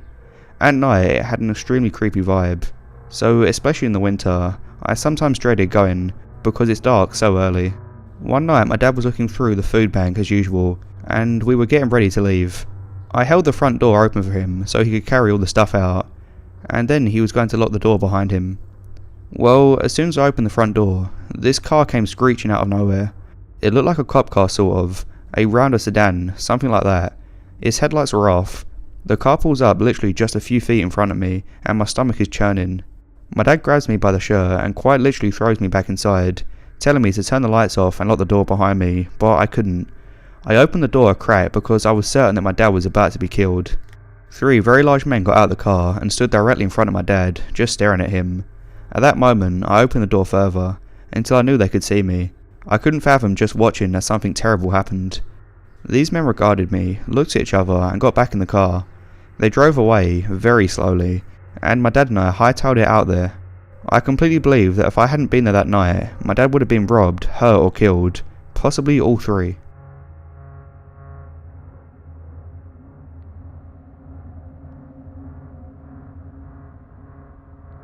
So this happened last night actually. I live about 20 minutes away from anywhere through back roads and woods. We've gotten a lot of freezing rain, and my mother and I happened to get caught in town during the rain yesterday. We left for home. About halfway there, the road stopped getting salted, so we had to take it very slow. 30-ish miles per hour at the most to keep from sliding. About that time, we crossed and over to the untreated roadways. A truck turns out of a driveway behind us with those bright blue lights on. I made a comment about how horrible they are when they hit the mirrors, and we laugh about it and continue. I noticed that this car was tailgating us. I assumed it was doing this because we're going incredibly slowly and didn't say anything. We then pull up to the second and last stop sign on this road, roll through it and go straight. The truck never turned on its blinker to turn, but it turned like it was going to go into an invisible subdivision before it suddenly whipped back towards us and got right behind us again.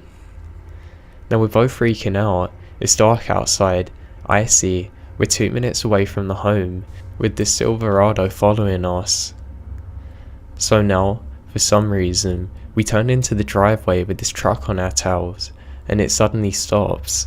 It stops on the road, and I can see the wheel turning towards my mirror. They sat there and watched us going up our driveway. They then decided to leave. Looking back on it, we always have lights on and the TV playing, so they would have thought somebody was at home. We had our truck and our 2 minivans in the driveway, so it looked like it was full of people. I think our electric bill was huge that night, but I hate to think what would have happened had they have thought the house was vacant like it actually was.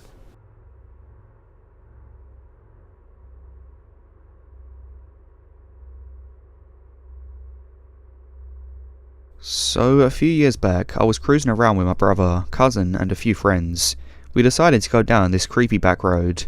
We got to the end of it, and there was a trail that continued off it. We decided to get out and walk the trail, even though it was pitch black. We didn't really have a good feeling about the place, but we pressed on anyway. Now let me say that if anyone else had come down the road, we would have seen their headlights in the woods. So walking back for a little bit, we went back to the cars. My friend Alex stopped and said, "What's that noise?" We all stopped talking and heard a hissing noise. His tyres on his car had been slashed. We all panicked because nobody else would be at this dead-end back road in the middle of nowhere this late. So we got into the cars and took off. Not too far down the road, his car was undrivable and we had to squeeze him in our Jeep. We went to the gas station to get some snacks, and when we come out, the Jeep's tyres were slashed too. I don't know how that could have happened, so it seemed like someone had followed us and slashed our tyres. So creepy forest-dwelling tyre slasher, please let's never meet.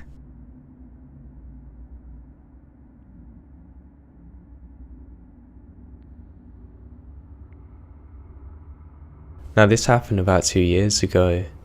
Now the town that we live in is relatively safe if you compare it to the surrounding cities, but in reality, my town is shady. I was 15 at the time and my sister was only 11. One day at around 5 or 6ish, my mother gave me some money to go down to the gas station to get some milk. The gas station is only 3 blocks from our home, and being in high school, I was a part of the football team, so I was quite confident that I could handle my own while going to the gas station. I was wrong. My sister had her heart set on walking down there with me.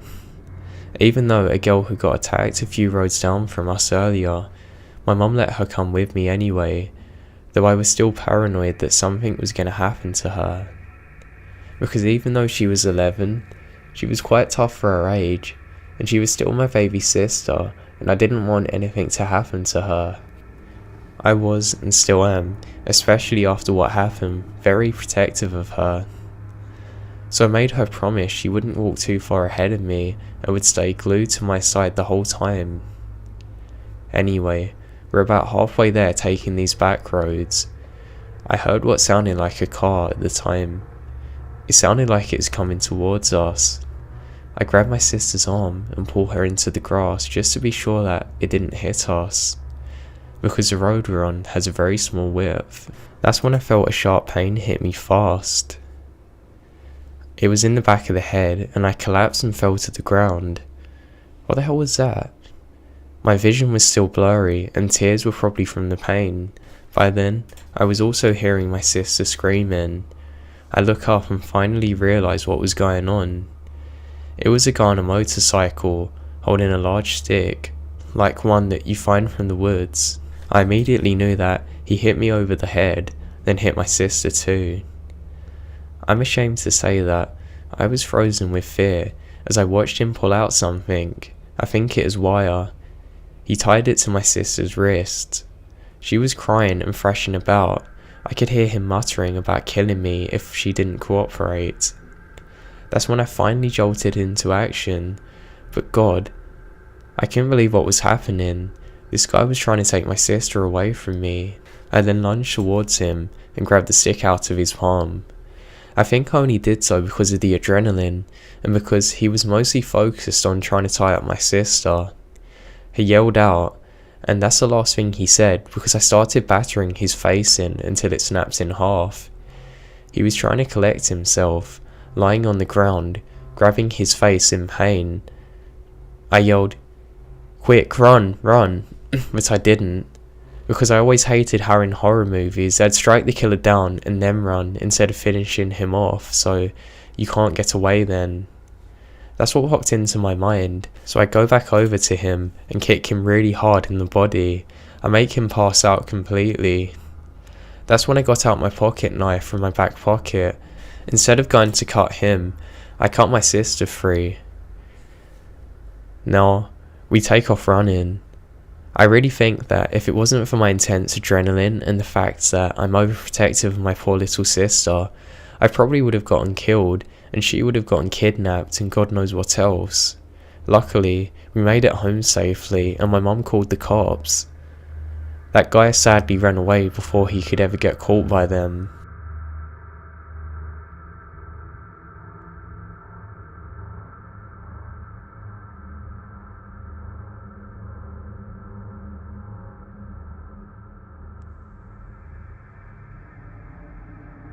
About 3 years ago, I went on my first wildfire. I had just recently become a certified firefighter and finally got sent out on a 2-week deployment. Without being too specific, let's just say the fire was deep in north central Idaho. It had immensely steep mountains and ultra dense forest. I didn't really have any idea of what to expect. You always hear about wildfires on the news, but it wasn't anything like what actually happens. I expected to show up and be seen as a hero. It turns out the area I went to was very familiar with wildfires. Over decades, many of the locals actually grew to hate the firefighters and federal government. Many locals felt that the government was exploiting the fires for money, so they purposefully would take a long time fighting fires. One city nearby blames the government for allowing the fire to burn down more than 50 homes. The first day we were told to stay away from the locals because they would often approach us friendly, but then become confrontational and violent. On our way to the fire lines, there were signs hung up on trees saying things like, "Turn back now," or "Hope you burn in hell." Needless to say, this is unsettling. We continued for a few days without issue. A few days later we got assigned to a new area. We had rather large engines and lots of water and supplies, so normally we just patrolled the fire borders to make sure the fire didn't jump out of the defensive lines. One day an old man comes driving up on his ATV and starts asking questions about the fire. He informed us that he was a nearby resident and just wanted to be updated. We told him the general information about the fire, he thanked us, and was about to drive away when he turned around. He told us not to go up to Red Leaf, or Old Joe lived up there and he hated firefighters. A day later we were placed on structure protection. We were to go home to home and help prepare them because the fire was coming dangerously close. We went to our assigned homes. We actually waited outside the gate for a few minutes to get a little game plan going. We drove up to the house to find a man waiting with a gun on his lap. We carefully approached him. It was the man from the ATV earlier. Apparently some people dressed as firefighters came to his house earlier demanding an evacuation. He left his home, but the people were fake firefighters and had robbed him while he was gone. Luckily we had a massive truck to help prove our legitimacy, so he kindly put away his gun. We helped him prep his house. As we did, he told us these stories about old Joe who lived on the very top of the lane. He said Joe was a big time conspiracy theorist who had probably hundreds of guns and was famous for his hate of the government. I know it sounds straight out of a movie, some anti-government guy living in the mountains with tons of guns, but it was all true. Old Joe was secretive, even among his neighbours. No one really knew exactly who he was. He said neighbours only really spoke to him in passing on the narrow dirt roads. They just knew he was shooting guns all day and always preaching about his hate for the government. A few days later we were fighting on the front lines. Each area has a commander who's in charge. Before we went out for the day, our commander briefed us. He actually mentioned old Joe and said that nobody was to go near his property. He also told us about our evacuation point for if the fire was out of control. It happened to be a nearby rock quarry. I was digging some fireline when a loud tone went over the radio and all units in the area were asked to evacuate to the quarry.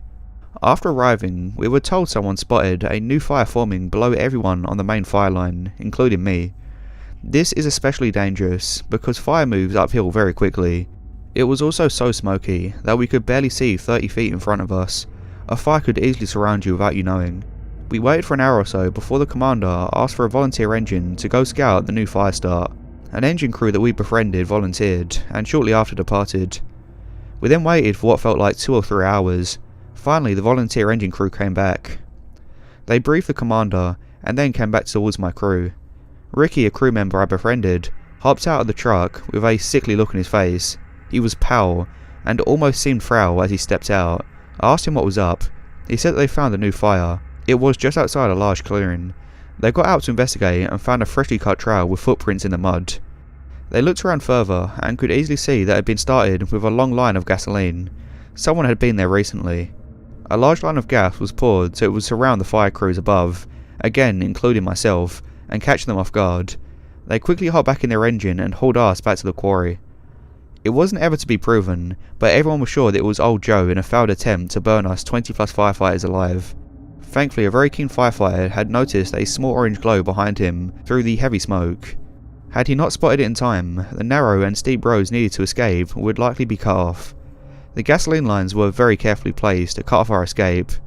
I was scared for a long time afterwards. There is something extremely unsettling knowing someone was plotting your death, especially when you're completely unaware. Was Joe watching me? Was he hidden in the woods nearby waiting for his plan to unfold?